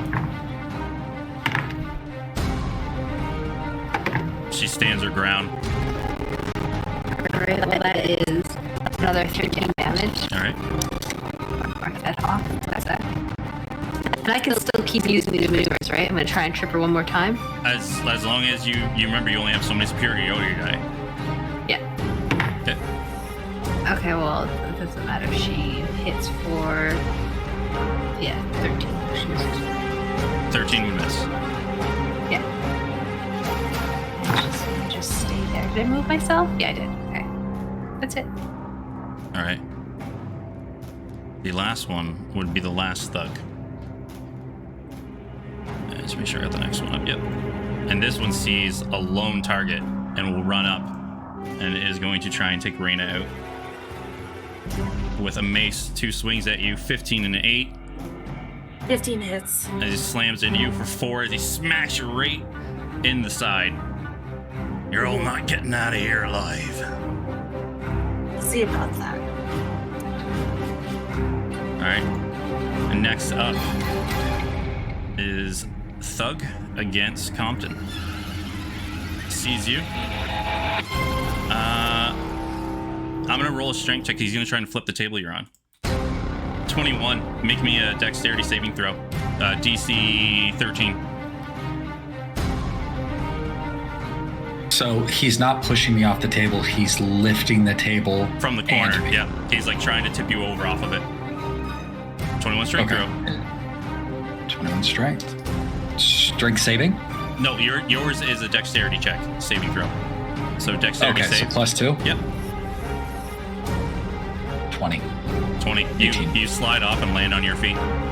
You wanted to get you prone. Okay. All right. Next up would be Gulia. As you see, she's like, and Stoat just sliced her up bad. All the focus on Crag just burns. And you've seen this, Stoat. You like that pump up, that ready to go, that action surge. First off, she's gonna make 2 attacks against you. Bam, bam. 23 and 15. All right, 15 misses and the 23 hits. All right, so you take 8 points of rage damage. Okay. And then you see, she starts smacking her chest, gets pumped up, action surge. 17 and 16. 17 is my armor class. Okay. As another 15 points of damage as a Warhammer.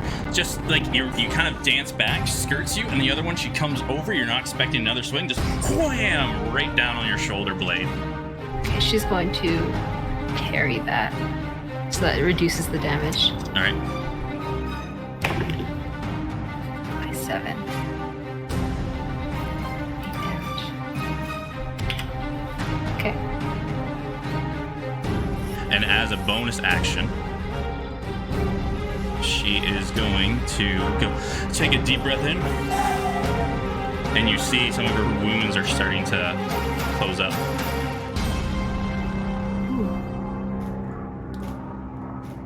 Next up, Compton. I need clarity on something that had happened earlier. I did fire, and the guy next to me didn't take full damage? No, they all did. You said that the bandit captain seemed really fucked up by it, like it really bothered him, but the guy next to me didn't seem like...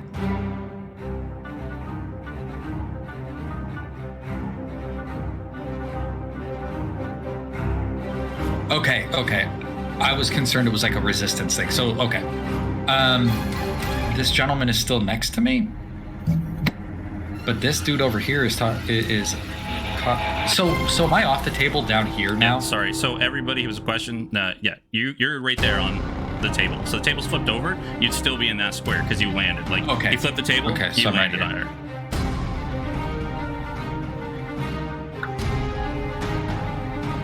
I am going to see this guy attacking Reyna, and I don't like it. So I'm going to target this gentleman here, and I'm going to shoot a firebolt at him. All right. As one is wont to do. Please tell me this goes through. 21 to hit for 11 damage. Yeah. So I do that, and then I don't move. So I effectively just prepare myself for whatever this asshat's going to do next.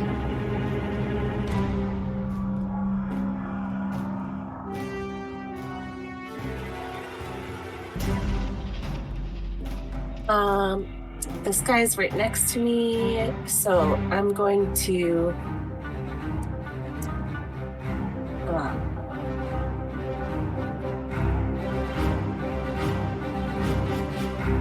I'm gonna hit this guy, or I'm gonna shocking grasp this guy.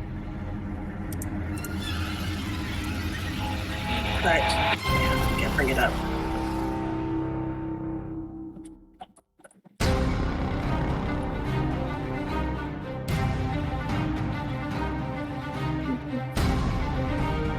Okay, so I'm gonna try to hit him for 16. Hits. 16 to hit. Okay, great. And that'll be 3, 4 lightning damage. All right.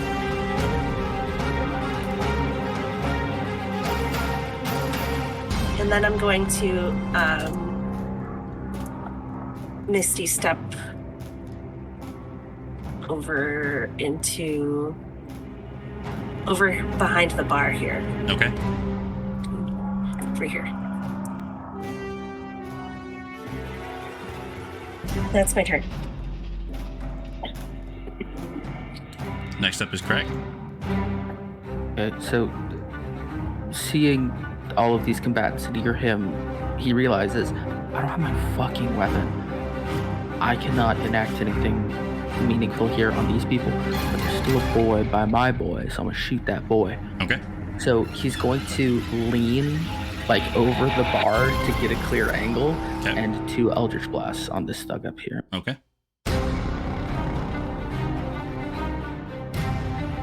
Need to be rolling better than that, I think. Neither will hit. Spectacular, that's me.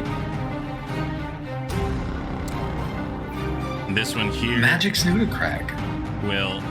Craig, you don't think you can try and take a punch at this guy? As he's going to shift on Stoke. 100%. I'm going to bonk this boy. Or not. 14 will not hit. And on Stoke, this guy just starts swinging away like crazy at you. 21, 16, and 21.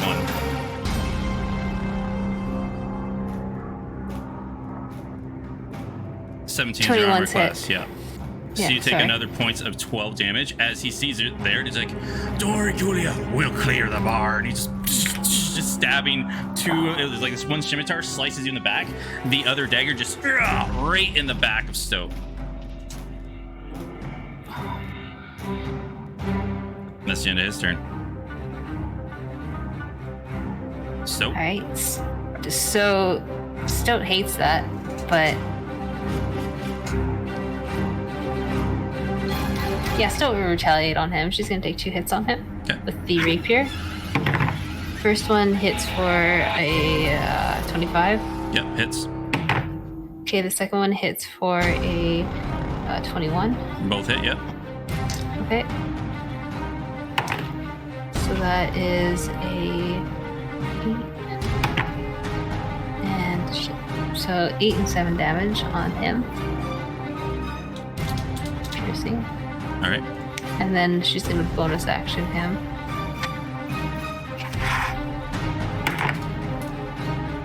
Dian's dagger.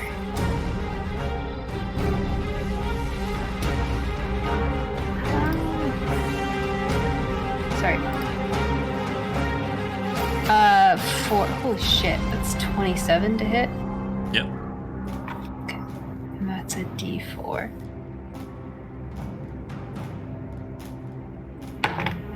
Ugh, for 6 damage. For 6 points damage. Okay. They're all still beefy people just taking in these hits. Like these ones are taken as they're slicing in. The slices are going as deep as they can. They don't seem to be like overwhelmed with adrenaline, but they're just beefy boys. Anything else? That's it. Next one is this thug. They think they got that handled, so they're gonna run over to Compton and help their buddy.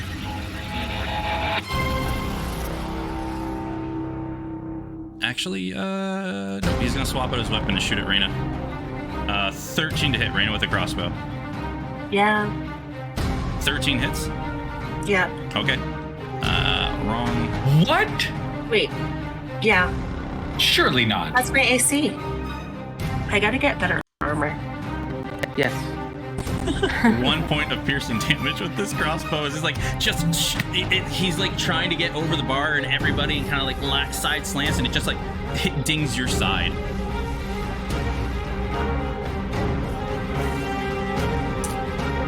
That's the round. This thug.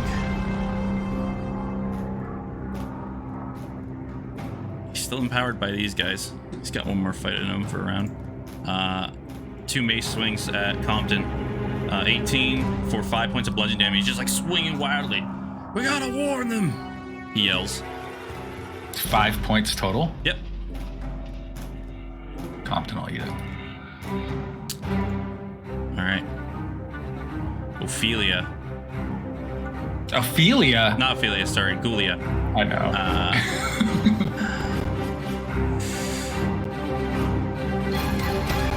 And you. So, you're the biggest threat. 24 and 21. For 14. 26 points of damage. 26 points. Yeah, as she like the hammer, she's just getting more and more pumped up. Like, all right, well, hold up. She's gonna parry some of it. Yeah. Okay, I'll use my last maneuver to parry it. Okay, all right, that's at least 9 damage parried. All right.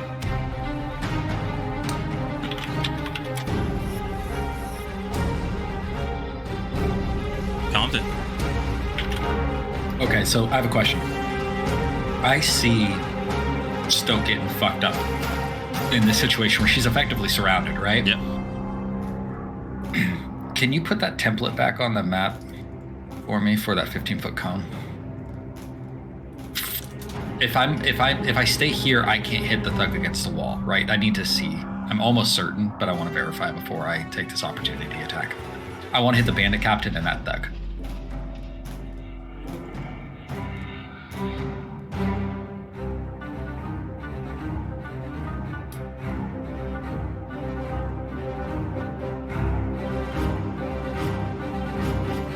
Oh, I can hit him. Yep, just on the outskirts. Oh. I mean, that doesn't affect the actual mechanic of hitting him, right? No, like I said, it's in their block. You'd have to aim it like this to get just outside of where Stoat's block is. Compton sees what's happening and is just thoroughly fucking concerned for his friend Stoat, who cares deeply about and who is not a pissant. And if she is a pissant, she's his pissant. And so he's going to utilize his last big spell, and I'm going to cast Burning Hands 3rd level on those two asshats. Okay. And God, that's 3 fucking ones? Dex save, right? Oh, no. Yeah. The bandit captain will make it. This one does not.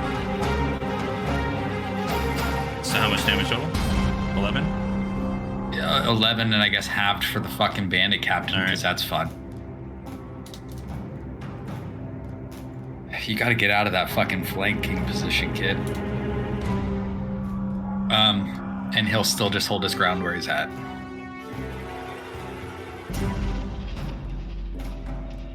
I am going to shoot at this thug that shot at me. This one right here? Alright. Go for it. That is it. Oh, that's a natural 20. Oh, you lucked out. Oh, I gotta find another D8. There it is. Are these guys looking rough, though? Like... They're looking pretty cut up. Gulia, though, looks pristine.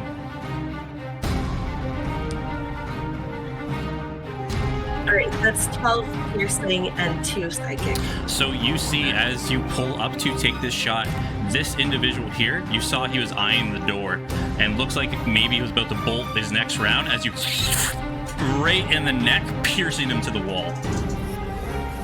Hell yeah. Alright, I'm gonna use my second attack to get Gulia, maybe. Alright.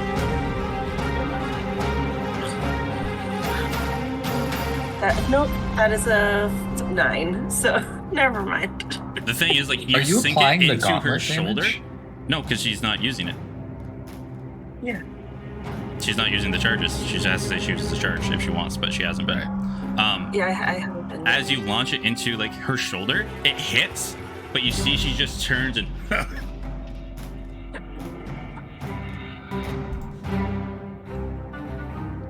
Craig? Okay. This whole situation is fucked, and again, Craig is realizing this is a little too dire for me to take 6 seconds of my fucking life. So he's going to punch Gulia. Alright. As hard as he can right in the chest, and that is not it. You punch... I need to stop these fucking dice. You punch into Gulia, and you, like... She kind of, like, flexes her side and holds your hand in there for a second and stares at you. he realizes fully in his present mind to like, this is a dangerous situation. This woman could very much kill me and my friends. But still, there's that little look of like, what a woman. Anything else? Nope. All right. Right, I'm sorry about it. Next up is the bandit captain. I'm gonna roll a d20. 1 to 10. 8. Above that, he stays. Okay. He is going to turn. We almost got her. That old scurry once the little one's gone. 15. Dope. Nope. And 21. So backstabs you with the dagger for 6 points of damage, Stoat. Okay. Stoat. Stoat is going to stay in her position. Oh, what can I move? Like, if I move up here, I'm still technically flanking, aren't I? Are they still flanking me or no? No. All right, well, she backs up then. She's going to go ahead and take a swing at the bandit captain. All right. With her rapier, which is going to be 17 to hit. Or, sorry, 19 to hit. 19 to hit, yep, it hits. Okay.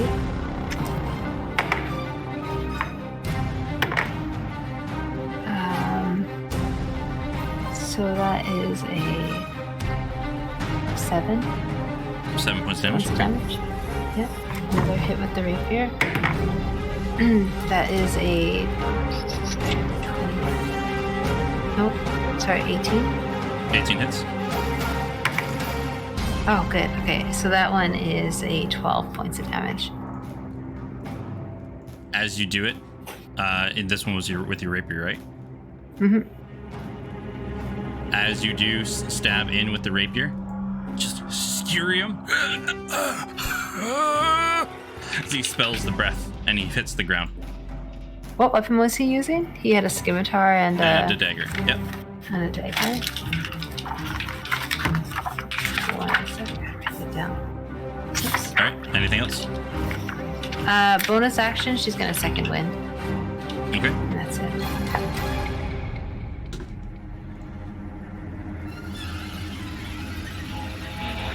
This thug here, seeing the situation, he is going to bolt for the door. So both Stoat and Compton are going to get an attack of opportunity on him. Oh. Stoat gets... Oh, yes. And I'm sorry, what did I roll last time? Oh, I didn't. I just clicked the button. Right, there we go. Oh, that's a strike. I missed. I had a 7. All right. 12. 12. With it. Yep, you do roll your damage. Oh, I hit him? It's just one, right? Yeah, just one. You see he bolts out the door. You can see him in the door frame, running for it. Wait, so he's still within sight? Yep. And you see that she is going to move. She's going to not even worry about it. Take the 2 attacks of opportunity. She's going to stand in front of the door. Oh, this. Monopole? Can't do anything to her. Nope, your reaction already burnt. And you can punch Craig. As you punch back so, once again. I'm never rolling a digital dice again. You just bounce off of her. Again, just smitten completely. Compton. As she stands at the door, she turns around. All of you, she's like, "Come on!" Holding this great warhammer. She hasn't been touched, right? She looks like she's cut up, but she just doesn't care. Oh, okay. You guys have dealt a lot of damage. Pristine, and that's a different word. She is not bloodied. That's fine. That's fine. Okay, I think.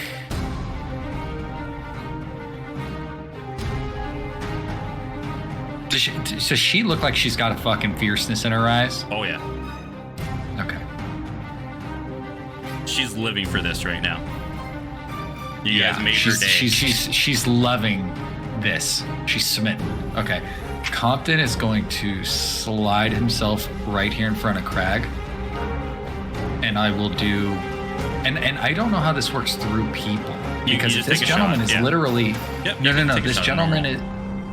I was gonna burning hands though. Will it hit both of them? Yeah. I'm gonna say I'm gonna use advantage on his dex save, because it's gonna go through her and there's gonna be like that spread around her, right? So I'll give That's what I'm advantage on his asking. dex. Whatever you. Yeah. Okay. Yeah, I'm just gonna advantage on his dex save. Compton will slide in front of Crag, and it is a slide, right?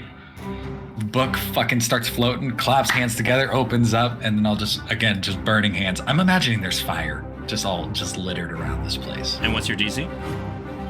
It's 16. They I'm gonna both go ahead and fail. cast it. Yes. It needs to get cast. It could be better. 7 fire damage. Okay.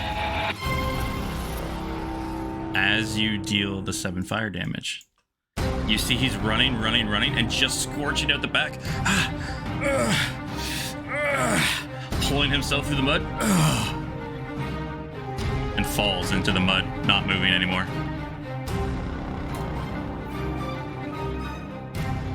I got him? Yep. We are so often just barely succeeding. And you see, you burn and scorch over Gulia, and she just goes, rotates her cuffs. All right. Yeah, I know. Anything else this turn?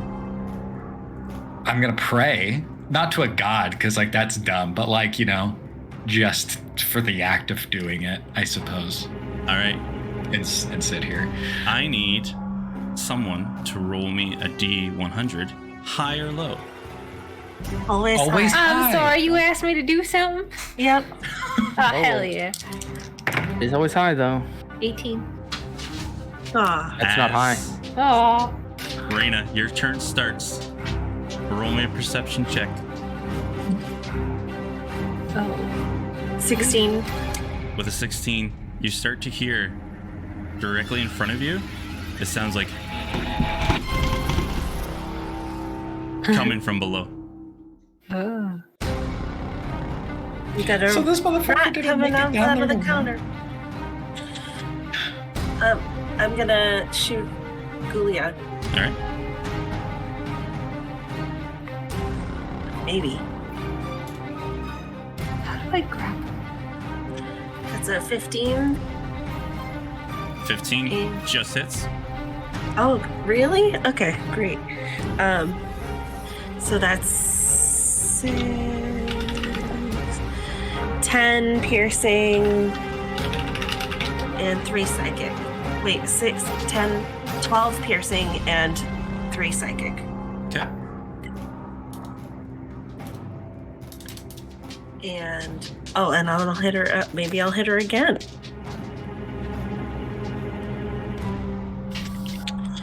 That's a 15 again. Okay, hits. So that's. Do you want to use one of the charges? Oh yeah, I'll use the charge of my thing. So she has to make a con save. A con save, yeah. 25. Yeah, that saves. Yeah. All right, but she will take. Oh geez, those are all 2s. So that's 6 piercing and 2 psychic. Plus your thunder damage. She only tries to save on Oh right. the reaction thing. So your lightning damage still applies.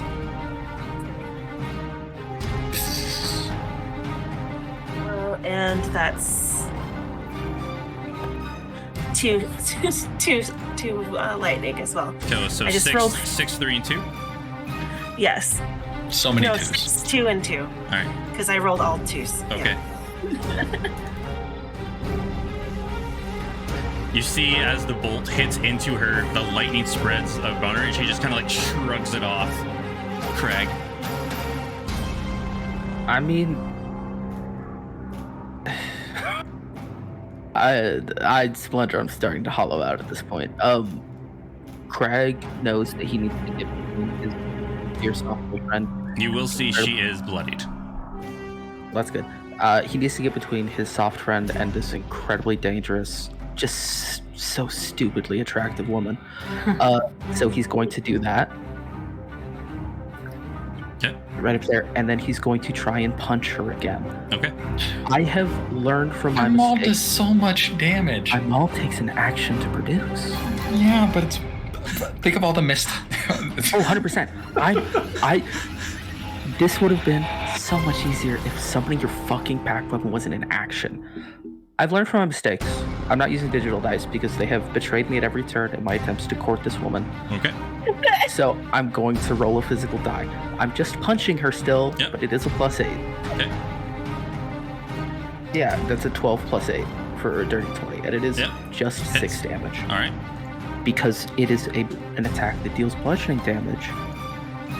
Crusher does apply, so I'm going to move her down 1 space into that corner. Or like a hook. Yeah, and he's going to you get in the doorway himself. Okay. Oh fuck, shit. God damn it. Where are you going, Craig? Mice are so hard. And he's going to hold his arms out at his sides like, oh come on. You don't need that hammer. It's much more intimate this way, don't you think? All He's right. just grinning. Stoat. Sorry. Stoat is rushing up. She has put her she's put her rapier away, and she grabs onto call it Lunatrim, this woman, Gulia, Yeah. with her hand, and she's going to try to reduce the armor class by 2. I can't remember how. So to just roll your attack. Just roll the attack. Yeah, because you're using it once per day. Unarmed. Yeah. Yep. Just an unarmed Use your strike. dex. Yep. Okay. Why is my unarmed strength the +5? Because your dexterity. You're using dex. My dex is +4 though. Here, I'll just roll this. Just roll it. All right, that hits. As you Okay. use your once a day ability, you sear into it, and you see as a hole in her. Well, her skin starts to open up as she wasn't wearing any armor. Starts to seep open, and you see there is a giant gaping hole in her. Okay, and that does 2 fire damage. Yep. Jesus. Okay, and then she is going to take an attack with her. Okay. Well, I guess I can't really hold an attack. I'd have to. Yeah, she's just gonna take an attack with her dagger and wear her down further. Oops. Sec. That does not hit. 13 is her AC now. Oh, yeah, I rolled a 2 + 8. Okay. 10. And then she's gonna bonus action with the dagger again. Try again. Oh fuck. This doesn't hit. Okay. Just takes 2. You see her, she's like, just like panting on her last legs. Looked at you. If I'm going, I'm taking you with you, you little shit. And she is going to do reckless attack on you. Okay. 22 and 19, both are gonna hit. For to grapple her, guys. I fucked up. 16 plus 8, so 24 points of damage. Good. Stoat is in a bad way. Okay. And she's like holding the hammer, just grunting rapidly. Compton. I'm gonna shoot this bitch in the face with fire. Okay. She looks like on the edge. On the edge, teetering. Firebolt. Okay. You do Unfortunate. have advantage. Okay. Oh, do I? Yep. Reckless Because attack. yep. All attacks on her have advantage until her Fucking next turn. God. Because I rolled an 11. Let's go again. 19 to hit. Nope, it does not. Only on melee attacks. Doing so gives you advantage on melee attack rolls against you. But all attacks. Sorry, my apologies. Yes, all 19 attack hits. rolls. Yes, nope, my apologies. I You're right. You love are the reckless barbarian. attack. You are the barbarian boy. Yes, 19 hits. So 19 hits for, I think it is 11 damage. Yep. Also, Grim, I'm I'm an idiot. I forgot something. She took an additional 3 damage because of Hexblade's curse. That didn't ruin it, but as it does, what does this look like, Compton? I think Compton aims for the hole that Stoat put in the side of her. Okay. And so he aims down at this thing and goes, that's fucking, we were going to have to talk about that, like in his brain. And he reaches his hand out and just boom, out this like torpedo-like firebolt directly into the spot with the intent of like pushing into and burning into this woman from like the inside. Yeah, so as you focus on the target where you saw that whole inner skin forming, you shoot directly into it. You see like the flames starting to spread out for her. And then she leans on her hammer. She doesn't fall to the ground, but she is like passed out. And for a second, you think she's going to get back up, but she's stuck in that like crouching on the hammer. Just and the breath disappears from her. And Raina, you hear the... Yeah, can I... does it look like the counter like will open from the top, or... Yeah? You'd have to do an investigation check. I'll do an investigation check. 23? With a 23, the way it looks, it's probably going to swing up, and whatever's going to be coming is going to be coming out this way. So the lid of the counter will swing up. Yep. I'm going to jump on top of it. Okay. I don't weigh very much. What is everybody doing? Are we still in initiative order or no? You are initiative order, but there are no combines that you can see. And I'm gonna shout out so we are free to act. Coming up out of this counter. Nope, it is around. Jump on top of Raina on top of the counter. Okay. I'm just adding weight at this point. Okay. Sorry. Well, one sec. I gotta look at that. Compton, that was your turn. Craig, what are you doing? This is ill-advised, and I'm so sorry, but I can't. I rolled for this. Is she unconscious or is she dead? It'd probably take a little while, but she is unconscious currently. You can still see. I'm gonna healer's kit stabilizer. Use charge for it. Okay. She's just sitting in that corner at 0. Okay. Anything else? Then I will, seeing Raina jump on that counter, he's gonna move up here to get ready. Did I move back? I moved you back because it wasn't your turn. You were moved back. You ran. It's still a combat round. Right. That's what you guys are doing. It was my turn after hers. She just did an investigation. So, no. Okay. Whatever. There's no turnover anymore. Whatever you guys are doing, it's all good. Got it. What is everybody doing? Stoat is pretty, like, she sees everyone right into there. She's just going to run up. She's not going to get up top, but she's going to slink right beside here and just try and catch her breath. She's hurting. Yeah. As soon as you come up, I would reach out and cure wounds you. Okay. Let me get You guys this. are all hanging there? You hear the footsteps getting louder, and there's a lot of them. What are you doing? Well, we got to get down there. That's 10 points for you, Stoat. Thank you. Okay. I mean, if you saying that is another round to act, Craig is going to summon them all. Okay. Hey, folks, what are we doing here? Come on. You guys just all still standing there? I mean, at this point, Compton is looking to Raina. If she wants her fucking amulet, we're staying. If she thinks that this is something we shouldn't do, we're leaving. But I'm not going to make that call for Stoat's grabbing her rapier out. And as you all make your final stand, we will end the session there. Damn I it. hate that you called it a final stand, by the way. Oh my god. I mean, I'm thoroughly intrigued by these individuals feeling an absolute need to rush off to warn people that people are here, and then these other not making it out. I mean, we are making noise. We're making a lot of fighting noise. That's a bunch of noise. And you rolled bad on the D100. Yeah. Fire! Well, that's great. That's fun. This is fun. Hey, everybody. It's not. We should have run. So that's the end of the We still session can. there. Tune in next week to see what happens. We're going to die. Spoilers for next week. So, does anybody got anything to say? I mean, he isn't here next week. We're for sure dead. Mm-hmm. Is next week the week that we said it's going to be a short one? Probably by an hour. Yep.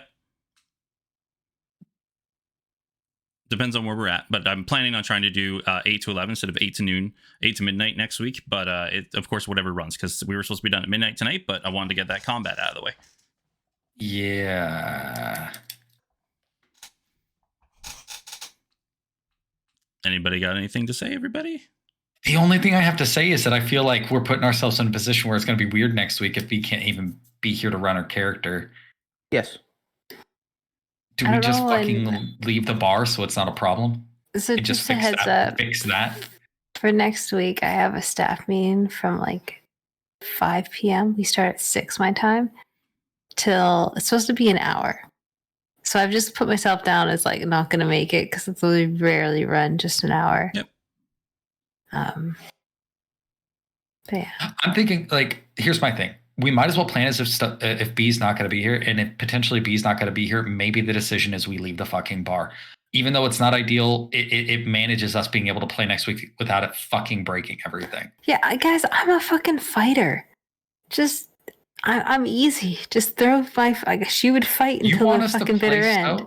Okay. I'll play Soap. Yeah. Yeah. I got no problem playing Soap. She would fight until she died. Like that's what she is. Okay. Sounds like a plan. I have nothing. And she'll probably die. She's at 16 health. She's not gonna die. Okay. We have healing potions somewhere too. We'll take care of her. Yeah. Yep.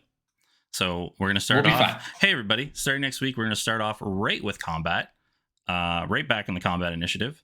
That'll be fun. And yeah. So hey, every week Saturdays, 8 ST start time. We play Dungeons and Dragons. I don't know why I had so many technical difficulties this week. It was a real rough time, and I apologize. Usually it goes by a lot easier than that.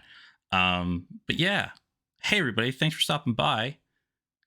And honestly, see you next stream and have fun. Anybody got anything else to say? Everybody has backup characters, right? I mean, I do. I've talked about this. I have 2 now.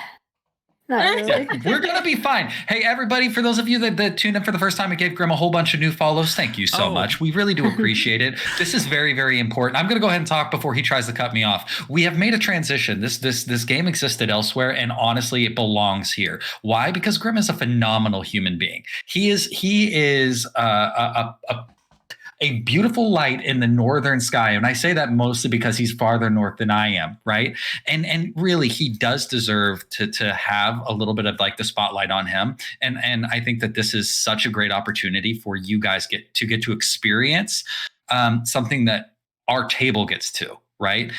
He brings so much, not just out of like the game itself, but out of each of us. And he's just a joy to watch.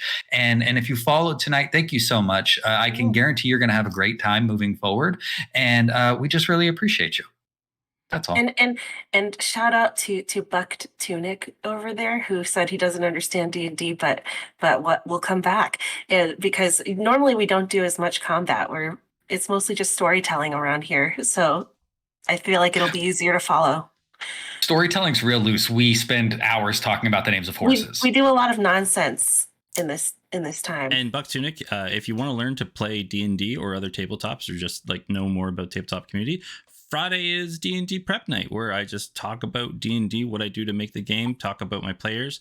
I'm hoping I can try and get some of these people in on Fridays to just talk about their characters and what they enjoy about D&D and do some more story time. And I create items, monsters, everything like that. It's just D&D talk, tabletop RPG talk. It's just, if you have questions, shoot them out, because I like talking to you all. And was that a call out? Are you making a call out? Calling us to arms. Calling me out? Personally, me, Splendor, your good friend? If you want to come, wait, what happened? Like I'm here. Fuck it. this Friday, this upcoming Friday. I don't know what day it is. I'm here. I'm going to be speaking with Grim. I don't know how we do that. Do you? I got it all set up. You just joined Discord. Yeah, fuck it. I'll be there, and I will be square. Okay. That's how I am. This is also important. Before you forget, Grim, because this is important, you hit your follower goal, and you have a thing you're going to do. Say that. So okay, I double hit it. So here's the thing, everybody. First off, it's awesome. So many people showed up. The follows. Big shout out to the Dirty RPG, the Dirty Rollers RPG, Lady Sorry, I'm just flustered. Lady Mutessa and then Gabo, like you guys brought in a lot of people. Hey, that's awesome. I really like the follows, but I always just have to say at the end of the day, if you guys just came in and enjoyed the content, that's like the hugest thing for me. And like if you guys just want to watch it, that's awesome. Just people showing up, vibing. That's the thing I love. Thank you for the 50. First off, I'm gonna talk about this later. Just kind of do a thing. I'm gonna be doing a giveaway. For all the art that you've been seeing in the game, I generated it all using Midjourney. I have to say, I don't have the money nor the time to keep commissioning all this art, so I have to use Midjourney to get all the art for the game that I generate. All my NPCs, all my places, everything like that. So what I am doing for the raffle is all this week, every session on every hour of my streams, I'm going to do it all week. So there's going to be a lot of work for me, but you know what? It's worth it. If you show up, you join the raffle, you get selected, I'm going to, if you guys want to send me like a picture of yourself, of a cat, or you just give me a prompt, I am going to be generating art for people in either like a sci-fi, cyberpunk, or fantasy setting. It could be if you want a D&D character made, if you want to generate yourself as like a Minecraft person, anything like that, join the raffle. You can DM me on Twitch after that once we get all the winners. And then we'll link up on Discord, and then I will generate you and touch up a piece of artwork that is custom for you to use in whatever way you want. It's yours after I give it to you. And it's just whatever you want. You want a D&D character, you want a sci-fi character, you want to generate you and your kid as a Minecraft person. Done that before. Super happy to do it. It's just a way to thank everybody and kind of show what I am passionate about and do about, and just kind of give back to everybody to say, hey, here's your custom thing.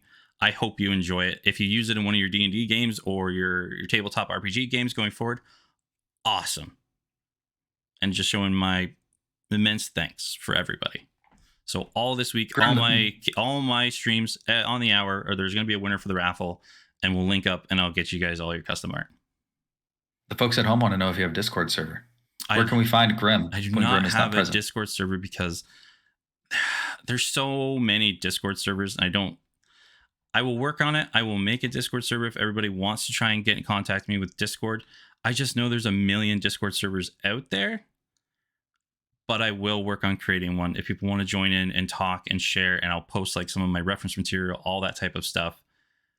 I'm happy to do that, but I just know there's the void of Discord servers. So if there's enough interest, I will definitely get one up and going. But at the same time, don't feel you have to join. I'll say that. You guys talk now, because I've been talking a lot, and you know that makes me like. Well, it is your stream, I know. Right? That's the downfall of this for you. Exactly. You have to be the one who shuts this down, right, guys. Anything else before I say goodbye to all the wonderful people?